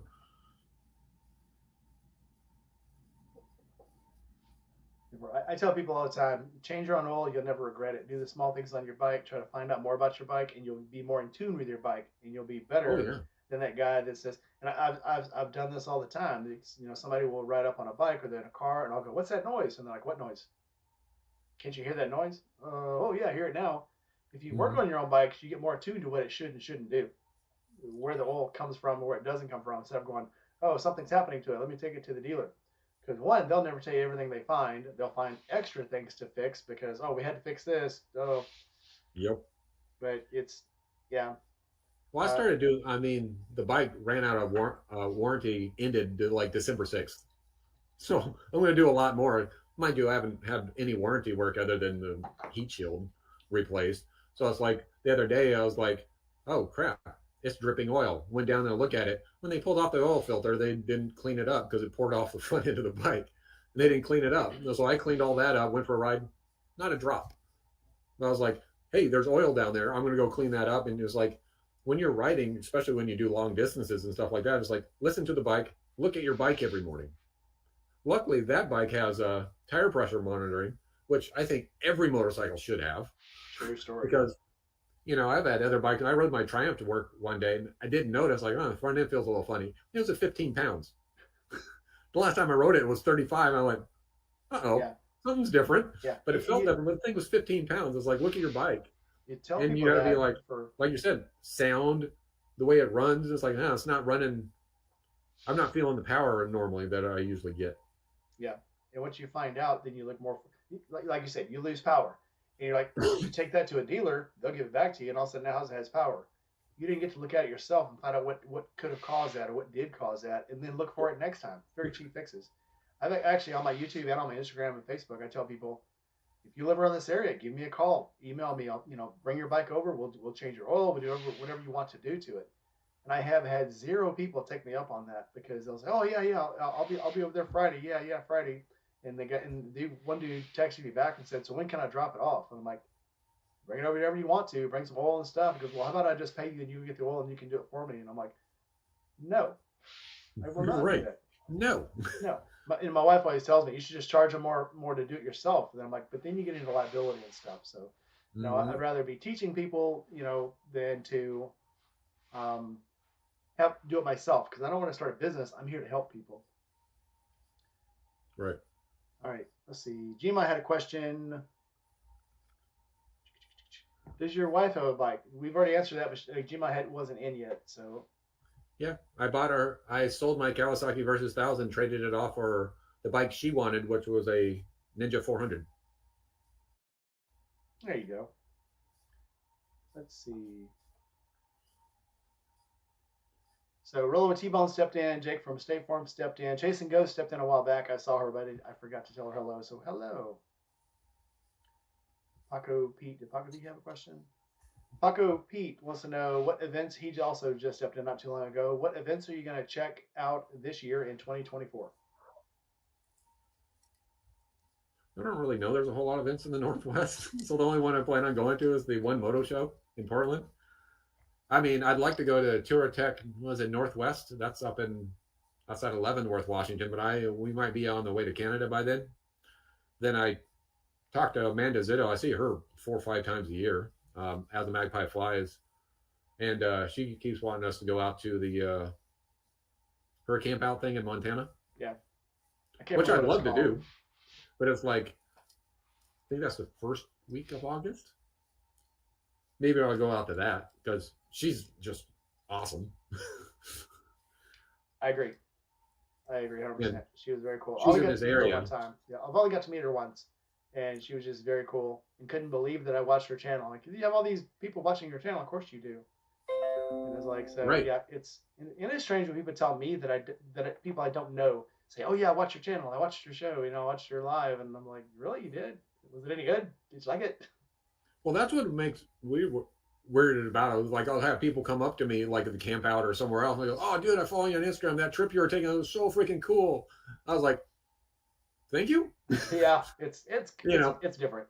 I do the Instagram post. I was like, that procrastination thing happens, and the oh, this looks cool. This looks cool. I eventually give it to my wife and go, I'm stuck here. Make something cool out of this. Then she'll help me out posting stuff. She's been on Instagram a lot longer than I have. So it's like, here, help me out with this because I don't know what I'm doing. Yeah, Gma said she has some feedback about Rocky Mountain Roll. Rocky Mountain Roll, that's the name of it. Yes. If she says message her and she will send you some information on it. Yeah, my wife was Okay. very excited to meet Amanda Zitto because we watch her a lot. We have got to watch her very much. Again, there's just so many people that I know now that have channels, and I try to watch them all. And sometimes you feel bad Right. because you're flipping through YouTube and you're like, oh shit, I haven't watched her stuff in like 10 episodes. And then you binge watch 10 episodes of somebody's videos because you feel bad because you don't watch them anymore. But shit, I've got, and I'm one of those people that if somebody follows me, I'll follow them back, you know. Right. So I try to watch everybody's stuff, and it just gets not too much. And I love watching people's stuff, but it's like there used to be times that, of course, my wife wants to watch it too because she's just as big as a motorcycle head as I am. So I got to wait. She has to be awake, and then I have to be awake. And when I was working second shift, it's a lot harder. But now we watch a lot of stuff together, and it's just so much fun. Yeah, we It's love doing cool, that. cool to Like, share stuff. Yeah, yeah, I don't have cable. So it's like I'll watch YouTube videos, but I'll get yeah, home, 4:30, 5 o'clock, turn on YouTube. Oh crap, it's 10 o'clock. I go to bed and I've been watching YouTube channels the whole time. yeah. And it Of catches people up on I've you. met. There's some people I have never met, but it's like, you know, like I love watching the Forgotten Angels videos and stuff like that. They're like, oh shit, oh look at that, oh look at that, oh look Yeah. at that. And what's But I'm cool terrible is, at, when I go to Forgotten Angels, I was like, I didn't take many pictures, so I was like, I'm just sitting here having a good time, and it's like you pull out the camera and it seems kind of different. You know what I mean? Like it's not as an authentic conversation. I was like, I guess I'm supposed to do more of that, but I was like, man, I'm just having a good time talking to these people. I enjoy the conversation more than to say that I met this person and here's a picture. yeah, I'm like, it's been a weird turn for me doing the videos just because I can do it now with no problem because it doesn't feel as awkward. And then when I pull the camera out, people that know that I YouTube, it's not awkward to them now because they're kind of used to it. But it's Right. fun and it's a cool way to. What I like about all the videos, everybody's video is a little different. How they film them, how they edit them, Yep. the music you put to them. So it's cool that way. We all can do that. We're doing the same thing per se, but we're all doing it differently. So it's not like you're copying anybody. And so that's what kind of makes it cool. Yeah, I love the different perspectives that people have, and then the different rides they'd go on or stuff like that. And they're like, oh, I missed that. Like I got there Friday morning, and you guys were just coming back from the onesie ride. I'm like, God damn it! Next time. I've had so many people tell me because we did the onesie ride and we're like, yeah, it'll just be us and a couple of people from Ohio. Nobody's gonna want to really do this, it'll be us. And we came back and everybody's like, oh, I didn't know about it. I would have got a onesie. I would have ran to Walmart. It's like, well, next time. So yeah, I can bet you next time the onesie ride will have to be a lot bigger. I'm not even sure the scrambled egg will hold us. The weird thing about so we got to the restaurant and none of the waitresses wanted to wait on us. And one finally came out to us, and she took our order. We were really nice to her. We're all laughing, and she comes back out. She goes, hey, they were wrong. You guys are really nice. And I'm like, who was wrong? What? You know, a bunch of bikers roll up. We're all in costume. I don't know how they expected us to act, but it was really fun. Act like a bunch of Yeah, jerks. we gave her a great tip though, so she'll. But yeah, we've gone there so many times. It's like it's almost became a ritual to go to that restaurant now, to go run for Yeah, we breakfast. didn't. Well, my wife and I, the humidity in Florida is a thing, and if you're not from that area and humidity isn't a thing in the Pacific Northwest, so tent camping down there and flying in, getting a tent and isn't a thing. So we rented a house down the street, which was nice because it had air conditioning, it had a pool, and it was like a mile down the street. But so it's like trying to go to the rides and stuff. Yeah, that makes it a little difficult. That's why we tell everybody. Obviously you've been there for a long time. This is your fourth one. What, the Oh, camp outs? you weren't there for King Kong, so No, when I've you only been weren't to there two for. camp outs. One I Okay. rode to, and this one I flew to. So yeah, we tell people they're going to come down. You can stay in a hotel, you can stay in a bed and breakfast, but if you don't tent there, you miss so much because you're like, well, I'm going to get up late. Now I got to leave because I got to get back before I get too drunk. If you tent there, and I get it. It's humid there, it's hot, it's dirty, but if you tent there, you can get up as early as you want to. You can go back to your tent if you want to and sleep, or you can sit around the camp and then you can go to bed as late as you want to. And it adds so much to the experience when you're there the entire time. 100%. Oh yeah. Well, I rented. Well, actually, Trucker Paul had a tent set up for us the year we rode out. I stayed in there one night and I slept like 2 hours pouring sweat off me. I was like, I can't do this, dude. It's a We different had world. got a hotel, and the hotels are farther away. But this year, we actually rented a house with people we met at the camp out who live in this area. Yeah. That was on the last house on the end of Stearns Road. So if I got hammered, Oh, I'm nice. walking You can walk like back. three Yeah, quarters that's of a mile back to the house. So we were there till like 2 o'clock in the morning every day. yeah. Christian biker just stepped in. You're not late, man. We were waiting for you. Now we can begin. Question number one. No. Thanks for coming in, bud. Here's a good question for you. If you could tell a new rider one thing that you had to learn the hard way, what would it be? Let it go. Let it go. I mean, I've been flipped off, swerved at, cussed at, brake checked, everything else. You know what? I'm not going to win an argument with a car. Yeah, Let it go. I've got angry inside my helmet and made the weirdest faces, but when I see them, I go, God Yep. bless you, Let brother. it go. And most of the time, there's very few people that actually do dumb shit to you on purpose. Most of them, as soon as they see you, they're like, "Oh, so sorry," and they wave it off and whatever. There's a few that are on their phone and they're just trying to cut you off, and when you honk at them, they're like, "How dare you honk at me? I'm in my mom's Lexus. How dare you?" Those are the ones that Well, suck. But most of them, they don't mean it. They don't mean a bad thing. yeah, it's like I've noticed like there's not a whole lot of difference between riding my motorcycle and my 3/4 ton pickup as whether someone was going to swerve at me. Mind you, the result is going to end up different for them than it is for me because Yeah, they're probably going to be screwed up if I'm in my truck and probably drive off if I'm on the bike.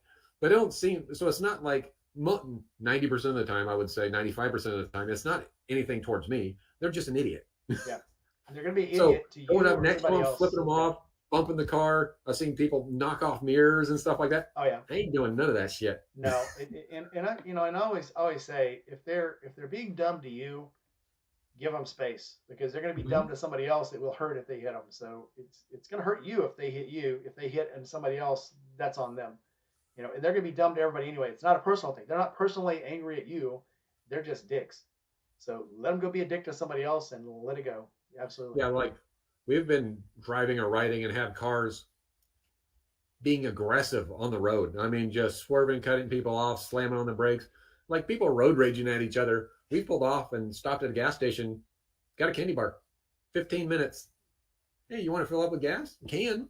Yep. Stop here for 15 minutes and check out this gas station for 15 Yeah. minutes, then hop back on the road. Enjoy the ride. They should be far enough away, or we're far enough away from the crash. Yep. True story. Throw your questions down, people. We're almost running out of time. And make sure Mike, make sure you got some questions for me if you got any. So be thinking about some. Yeah. So if you could buy any bike right now, but you had to own it for the rest of your life, what would it be?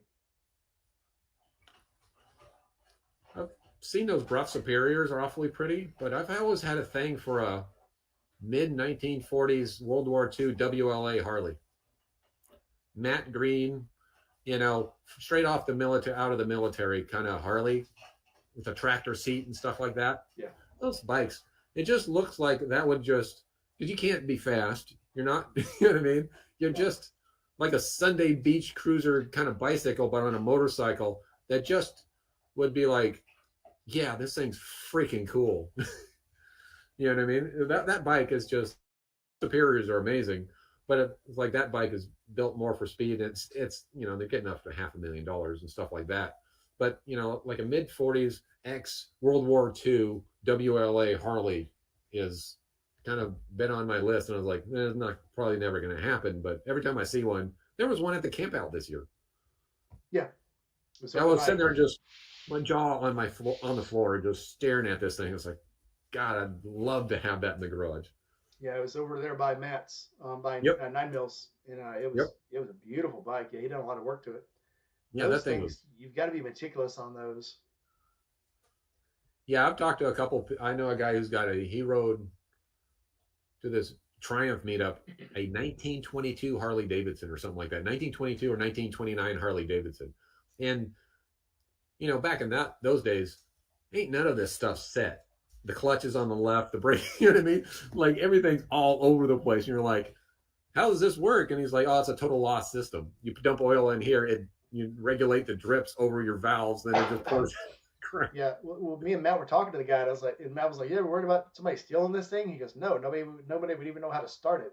Right. And then after watching Josh do the ritual on that shovel head, half choke it, twist it, full choke it, put your finger in the muffler, and now tickle the carb, and now turn the throttle 3 times full, and now you can start it. But now you've got to unchoke it. But now you've got to, it's like it's a witchcraft ritual just to get it to start.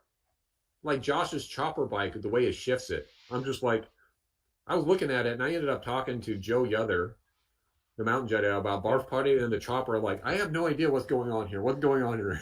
For like 2 hours, Saturday night, Sunday morning, and he was explaining how this stuff works. I'm like, I'm so confused.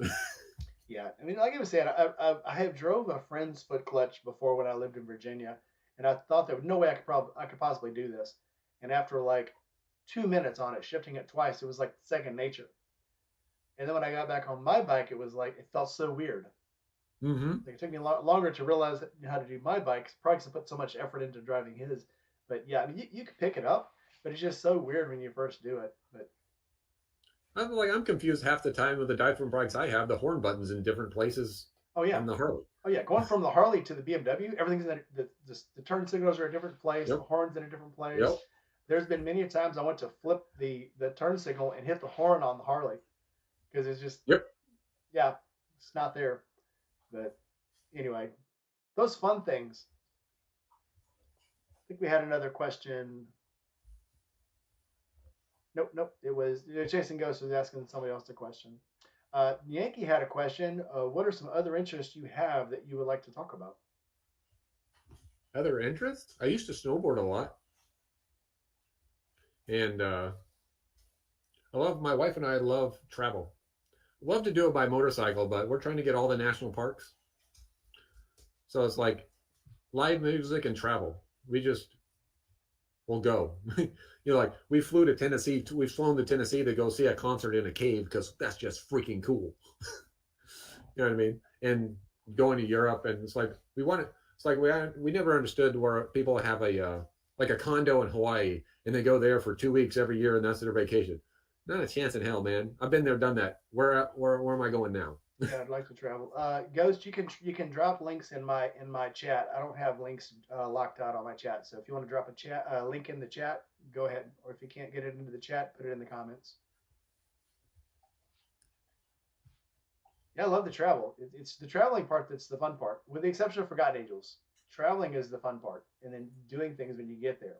That's the fun part. Being there, I couldn't drive or fly all the way to Hawaii and sit on a beach for 4 days because it's just I need to do right. something. When we went snorkeling and drove the road to Hana and hiked a volcano and stuff like that. I'm not stationary when I get there. Well, I think my wife wants to be more stationary, like, oh, but hey, when we're here, let's do this and let's do that. Well, I mean, the worst part of travel, I was like, you give me a 8 hour ride or a 2 hour flight, I want to take that 8 hour ride because I do not fit on airplanes. True. Good story. All right. What bike would you want to ride just once, knowing you could never afford it or ride it again? The Dodge Tomahawk. All right. You know that bike?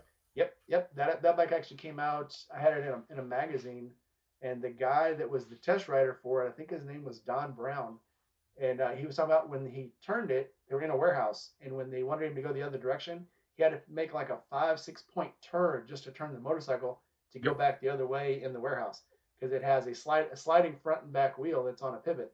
The wheel didn't actually turn. You actually have to tilt the bike to make it turn. Yeah, I saw one of those at a car show once. I went, what in the living hell?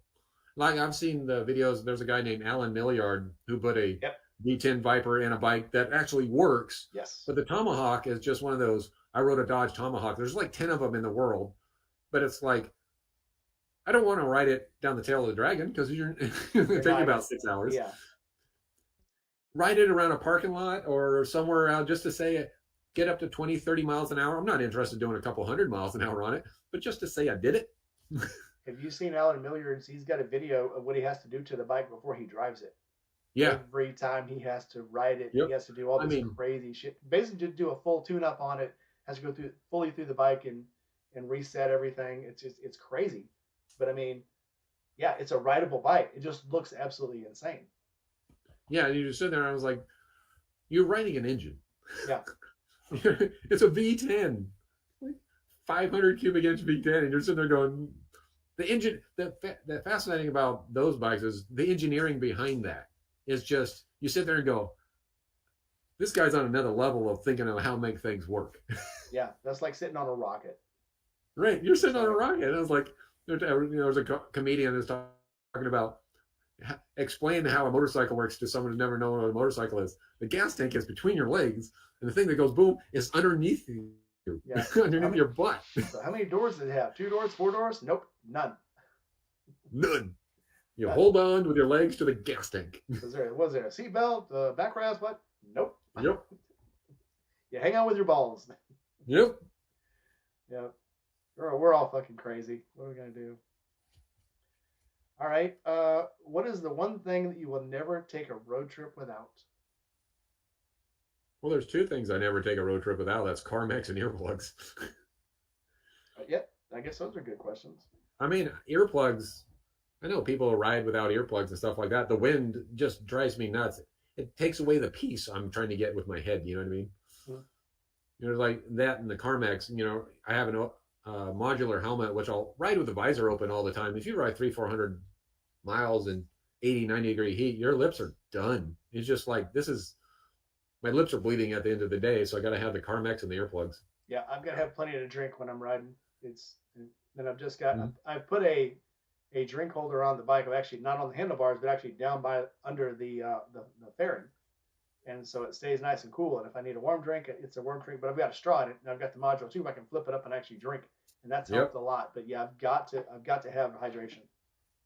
Yeah, I'm trying to get better at that because I realized you ride 500 miles a day, and it's like, huh, I stopped and ate lunch, but that's the only beverage I've had is 12 ounces of soda. You know what I mean? Yeah. So I made the conscious effort. I was like, I'll go ride 150 miles. I'll stop and drink a small Gatorade, a pickle, which a pickle actually, and pickle juice is some of the best stuff for rehydrating yourself out there.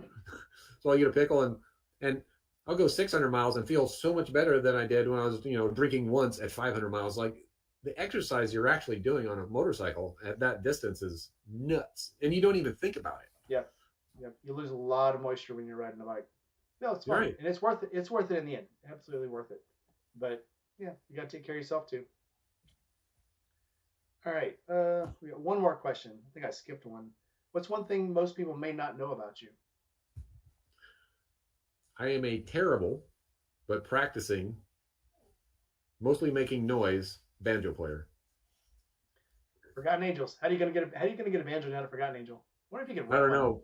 I just make noise. I tried. I do a couple of those songs. I play it every now and then. I just go in the room. I have a big giant room, a room with a bean bag in it. I just sit on the bean bag and make noise on my banjo because I love the way it sounds.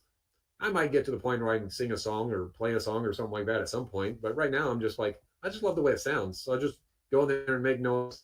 At some point, I'm sure I'll probably learn how to play a song or something. I want to It's say just like somebody I just had love the way one. it sounds. They're like, I think it was 2 or 3 campouts ago. There was like a banjo and like 4 or 5 guitars, and we all just sat in the Yingling hut and was just they were singing and playing guitars, and it was absolutely nuts. But I'm pretty sure somebody had a banjo then, so somebody at the campout has a banjo. Well, I'm left-handed too, so it has to be left-handed. Yeah. Well, They what keep telling, what "Oh, you can learn how to play right-handed." Screw you! I'm left-handed. I'm gonna learn how to play left-handed banjo. what was the joke that Toby Keith's guitar player, the one that died, had an upside down left-handed guitar? Oh, did he? Yeah, it was the joke was he didn't want to flip the strings, so it was an upside down left-handed guitar. So he would take a right-handed guitar and just flip it over. Oh, there you go. Too fun. Well, you got any questions for me? What you got to think for Beamers? So I've had a bunch of bikes. I had a bunch of bikes. I started on a Suzuki, went to a Yamaha, had another Suzuki, I had Hondas. And when I went to move to Arkansas, my neighbor had a Valkyrie, had a Yamaha 750, and had a 77 BMW R100. He had the Yamaha for sale, the 750, and I went to talk to him about buying it, and he had just sold it. And I said, all right. I said, I guess I'll look in the paper. And he goes, why don't you take that BMW? He goes, I can't keep it running. And I said, well, I'll look at it for you. I don't think I can afford it. So I looked at it, and the problem was the front end had been rebuilt. And when they changed out the front forks, they just, instead of unwiring everything and moving the headlight, they just cut all the wires off and then they twisted the wires together. Didn't solder them, didn't butt connect them. They just twisted them together. And he kept blowing the 10-amp fuse inside the headlight. So I Mm-hmm. was like, so I found it. I was like, oh, well, let me just fix this for you, and I'll shrink wrap all the wire for you, and it'll be fine. So he had it. He rode it around for a couple of days. And then he's like, why don't you just buy this bike from me? He goes, you can keep it running. I don't even want to keep messing with it. Just buy it from me. I said, I can't afford it. He's like, just take it and pay me what you can. And after a while, we'll figure out how much you owe on me. And let's say you just buy it for $2,000. Just pay me as you can. So I took the bike and I bought it for $2,000, and I instantly fell in love with the bike. It was like nothing I'd rode before because it's opposed. It was so Yep. smooth. It had a shaft drive, and I love that bike. It was easy to work on. Anything you had to do the bike, literally was the heads were sticking out on the side. So if you had to do any kind of valve adjustment, any kind of spring adjustment, in the very front was all the points. Everything was easy to get to, and I fell in love with that bike. So when somebody actually pulled in front of me and I nearly died on that bike, that's a totally different story. But when I went to buy another bike, I'm like, okay, we're looking around, and I ended up getting a Honda. Well, first I got the GL 650, then I got a Sabre, and then when I was deployed one time, my wife found a bike up in, because I always wanted to get another BMW because I'm just so in love with it. And she found up in Wisconsin there was a BMW R1100 RT, the police style bike. And when I came back home on leave, we drove up there to look at the bike. We were living in St. Louis, I think at the time. We drove up there and looked at the bike, and I'm like, well, what if the bike breaks down on the way? And the guy's like, if this bike breaks down on the way, I will come get you and buy it back from you. And I'm like, all right. So I guess I'm going. And it was it was like 16 hours to drive back from Wisconsin down to Spectra, St. Louis. So it went the whole way, had no problems with it. It was an awesome ride. I changed the oil in it the next day, and then we took off the next day. We were going to go for a day ride. We were going to be on like 2 or 3 days. We ended up riding all the way across from Missouri, all the way across Indiana, into Kentucky, up into Ohio. We went to Kings Island. We went down back we went to Ohio and went through the AMA Museum. We went down into Kentucky, went to another place outside of Knoxville, to another amusement park. We went all the way back. We ended up being gone like 7, 8 days. And when I came back from that trip, we went through rain. We went through rain that was so thick you couldn't even tell. But the bike rode so awesomely the whole way. I fell in love with BMWs again. So I fixed one up for a guy and kept it for like 3 years. Basically, I told him that was my bike because I fixed it for him and he would never come pick it up. I had to take it out every once in a while and ride it and just keep it going. and of course now I've got this one. So it's, I mean, they're awesome Yeah, but bikes. you got the 1600, right? Now I do. I have the 1600, yeah, the K16. You like that better than the opposed? Uh, That inline they six? have different feels. We were talking the other night. I think I was talking with Jake from State Farm. Bikes have souls and they feel differently. You know, Mm-hmm. the opposed twin has a different kind of soul. It has a rougher soul. The 1600, she's a big girl. You know, she's a smooth rider. She's what you want to cuddle up with at night. But you know, when you want to get wild, you want that opposed twin. So it's just different things for different purposes. You know, so, and I love them both. I will eventually get another opposed twin. So I've been looking at that R18, but you can't. I can't see anything bad about either one of them. But just you know, like we were talking earlier, sometimes you want a different feel. So Oh yeah, I mean, I love that triple and the Triumph, but the the twin, the big giant. I mean, I was looking at that engine. I was talking to someone. He had a Rocket 3, and he's like, "Oh, you got me more on CCs because you got 2500 CC 3 cylinder, but I got more CCs per cylinder than you do." He's like, "Oh, how many do you got?" I was like 2150 or something like that. He's like, "What the hell?" And there's something about that motor is so massive. It's like having a pet elephant or something like that. You know what I mean? It's just freaking. It just makes people laugh. It's ridiculous. But Rainy Rider is a road named for Pacific Northwest Seattle, not Mississippi, Tennessee. Oh, it rains a lot here. You get the joke I got. So when I first started the YouTube channel, I was going to call it something like Mike Rides Bike or Mike Likes Bike, something weird like that. Mm. And I was working at a brewery, and the first three times I made a video, it rained, and I'm talking, you know, Southern Mississippi Gulf Coast rain poured. And somebody at work said you should just call it Rainy Rider, and they were joking about it. And I said that's actually a really good name.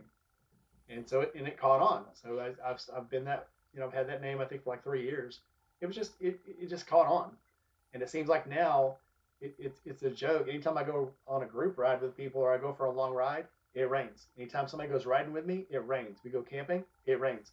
So it's just a thing. And probably if I didn't have that name, no one would notice that it rains that much. But since I've got the name, it just makes it stick out more. It's like the red car principle. If you look for red cars, you're gonna find them. So now everybody sees Well, rain. the good thing about I rode through some rain, pretty heavy rain when I went through Mississippi and Louisiana and Alabama and stuff like that.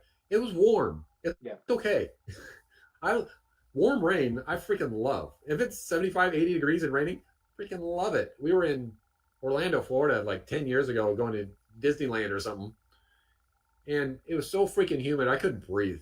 I was like, I'm freaking dying out here. Then like 2 o'clock in the afternoon, it starts raining, and I'm walking around. And people are like, oh, come in under the. No, this feels freaking fantastic. It was like 80, 90 degrees, like at that point, 80, 90% humidity. And we were freaking dying. And this starts raining. Love the warm rain.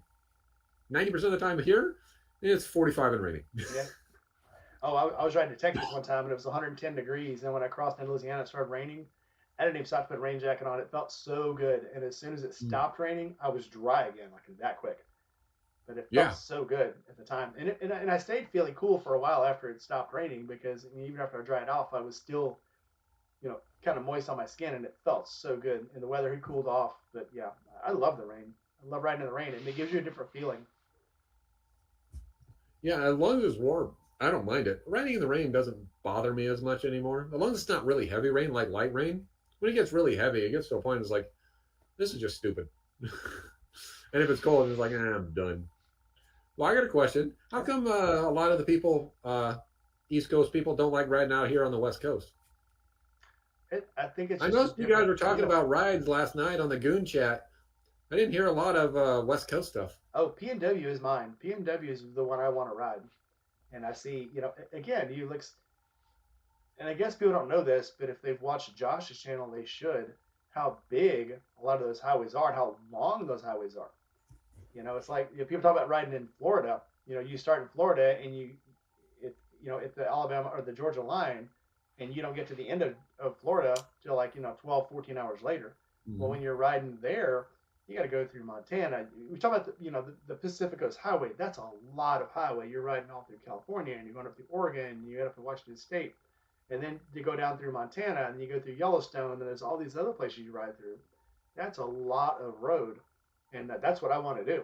I want to ride those long roads of mountains and then going into the desert and then going into woods and now you're on flat plains and it's that's the kind of thing I would like to do. So yeah, I would definitely want to ride that for sure. Well, yeah, most people don't realize California is like 1,200 miles long. Yeah, that's a long road. You know what I mean? It's like 1,200 miles or something ridiculous like that. But it was like, that's what surprised me when I rode back east. Once I got to Texas, I was like, I could be in Florida in a day and a half. You know what I mean? That's Yeah. it. I was like, I ran through 5 states today. That's just weird. Of course, I did when I got to the welcome to Florida sign. I was like, oh, I'm almost done. No, you're not. Oh yeah, yeah. I used to live in Texas, and it it takes just driving time, not rest time, 12 hours to drive across Texas. Yeah, That's a ride, and yeah, people from Europe are so weirded out by that. And I saw the girl from Poland um, on her bike talking about riding the American roads, and the same thing with Itchy Boots. She didn't realize how big America really was right, until she got here. And right. she's like, it takes forever to get across these countries. Just one state here. One state here is bigger than a whole country over in Europe. You know, Yeah, it's like I was looking at the map the other day for Europe. I was like, mostly take the train, maybe ride a bike, going from Amsterdam to Zurich. That's pretty far. The distance from Amsterdam to Zurich is like 400 miles. Or you want to go 550 miles? You can be in Milan, Italy, from Amsterdam in one day. yeah, And some of that's Autobahn, so you can freaking haul ass. You yeah, know what I mean? So you can be, it's like, okay, I want to do a 10-hour ride today. I'm going from Amsterdam to Milan. It's like, whoa, Europe's really not that big. I was like, I thought it was bigger. yeah. It's crazy that think about how people in Europe say, well, people in Europe know two or three different languages. Well, that's because in 2 hours you can be in a whole other country. Right. So yeah, and it's the whole continent is that way. Drive Yeah, two it's or like, 3 hours, you're in another country. well, it's like if you live in Mississippi and they speak a different language in Tennessee and a different language in Alabama, you Yeah, probably know a different language too. and they pretty much do. So Oh yeah, yeah. I especially heard some Alabama. Creole, and when I was in Louisiana, I was like, "Oh, that's freaking Creole. That's cool." Yeah, yeah, that's different if you've ever heard. Yeah, so if anybody's ever watched the show Swamp People, Yeah, Troy on there, that's how my stepfather talked. He sounded exactly like that. And my wife, when we first went down there, she couldn't understand what people were saying. She's like, well, "What did he say? What did he say?" And it's yeah. I thought they were English. speaking French at first, but it was English. But it was, Yeah, it's Creole English. yeah. It's I was very like, slanged. I loved it because I was like, "Oh, this is different." It's like the assistant coach from Waterboy. Right, right. Yep. Too funny. Gma, I don't know what you thought you heard. You can text me later if it's too. If you can't write it down, just call me later and tell me. She thought I said something else when I was talking about the BMW differences. I think No. so. If no one else has any questions, we have been rolling for a while. It seemed like we were talking for 45 minutes. We've been going for a little over 2 hours. So Yeah, I was, like most of yours went for an hour and a half. I saw. I just looked down. I was like, "Holy crap!" what's funny? Well, no, what's funny is everybody says, well, I could probably talk for like 30 minutes. Maybe you can get 30 minutes out of my interview. And I'm like, oh, just wait, just Right, wait. I right. had somebody rush me through an interview, and they're like, I can only be on for like 30 minutes.